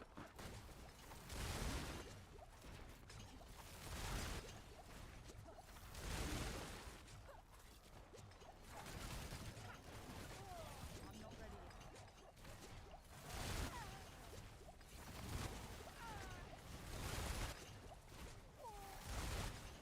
yet.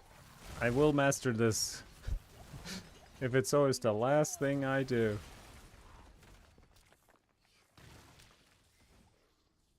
Which pit does the Heartseeker build go? Probably close to 105 with complete perfect gear. But there's also a lot with the Heartseeker build that we can't test because the seasonal perk is kind of broken that benefits basic skill builds.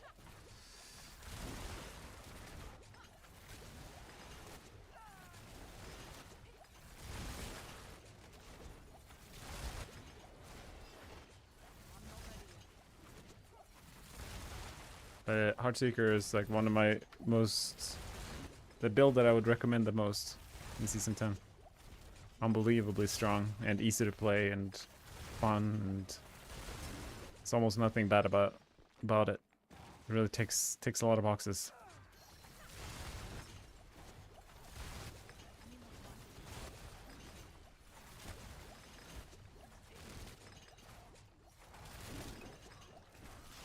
Wow, I have so much respect for the guy who played this and pushed with it.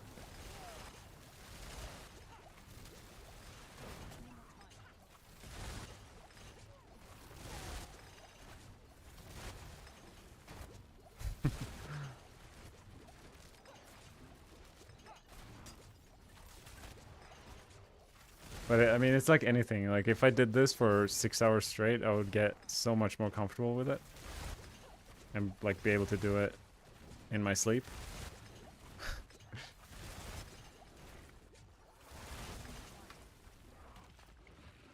Which is the best build so far? I mean, I would say DT, the Death Trap Rogue, is the... not the... doesn't push the highest, but overall it just does everything in this game.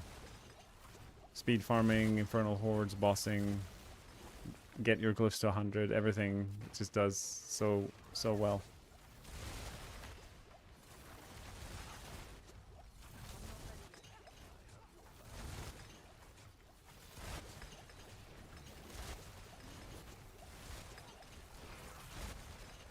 I'm not ready yet.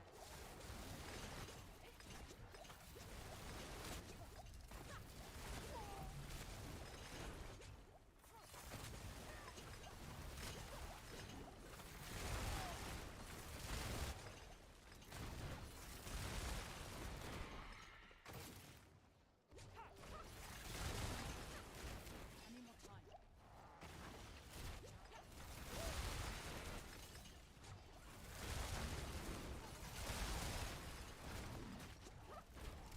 I'm not ready yet. No. I lost the grip of my cycle. So the little icon down here is what I keep track of to see where I am at in my potion cycle.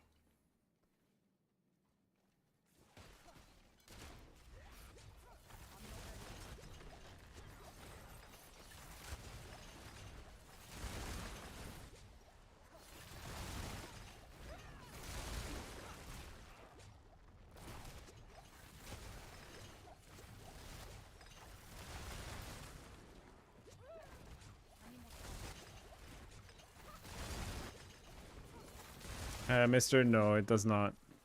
I don't think any of those aspects do much, unfortunately. At the higher tiers, the damage of them are just simply too low. But it would probably look really cool to use that. Oh, I guess when I'm not attacking, I'm not getting the bulwark. But Ahu Ket seems. I wonder how often I'm actually proccing bulwark from this. Obviously, my gameplay is I'm not attacking a lot because I'm so slow. But I don't think it's necessarily that often.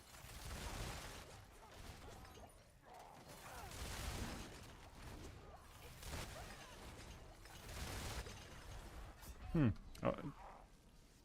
seemed like my armor might not be capped there. Did my potion run out? No, my potion's fine.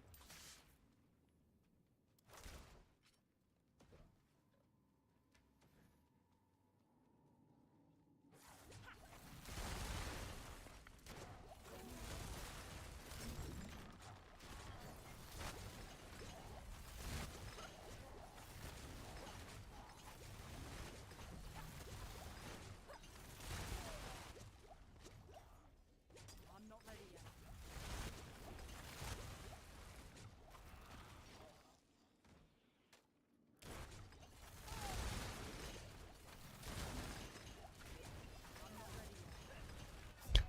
I'm surprised how how easily one shot I get. I guess what is my life total? 23,000. I think I could get this to probably like 30,000 with the GA life on my crossbow and some more masterworks. I need more time.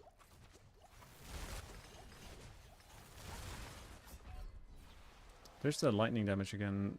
Shouldn't get one shot by that, but maybe it's because I haven't activated my barrier successfully yet.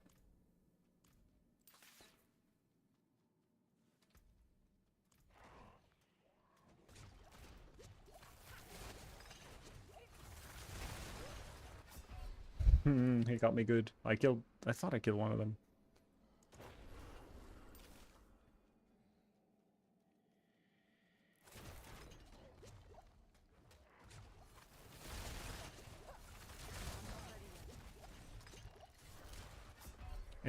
It's these casual non-elites that are killing me.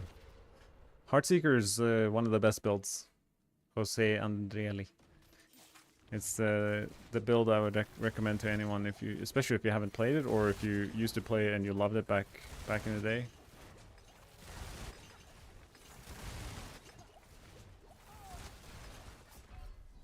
Damn, these guys are much harder than the rest of the dungeon. I wonder if it's like specifically the lightning that get me.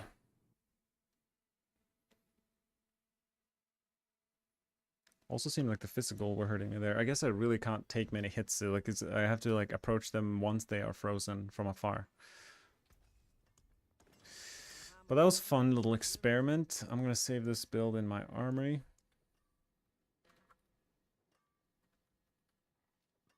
I did play some rapid fire in this stream earlier in Infernal Hordes during the podcast, and I did some bossing with it as well, and it killed every boss faster than any other build I've played.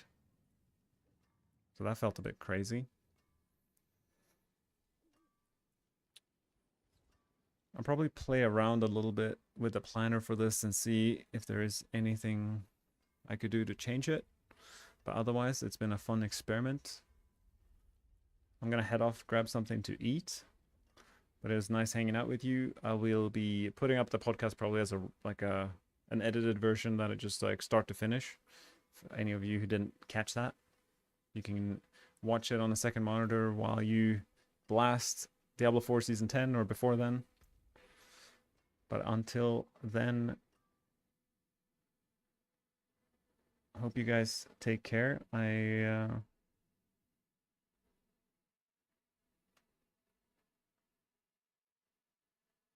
Send my Twitch viewers to Woody if my raid is successful.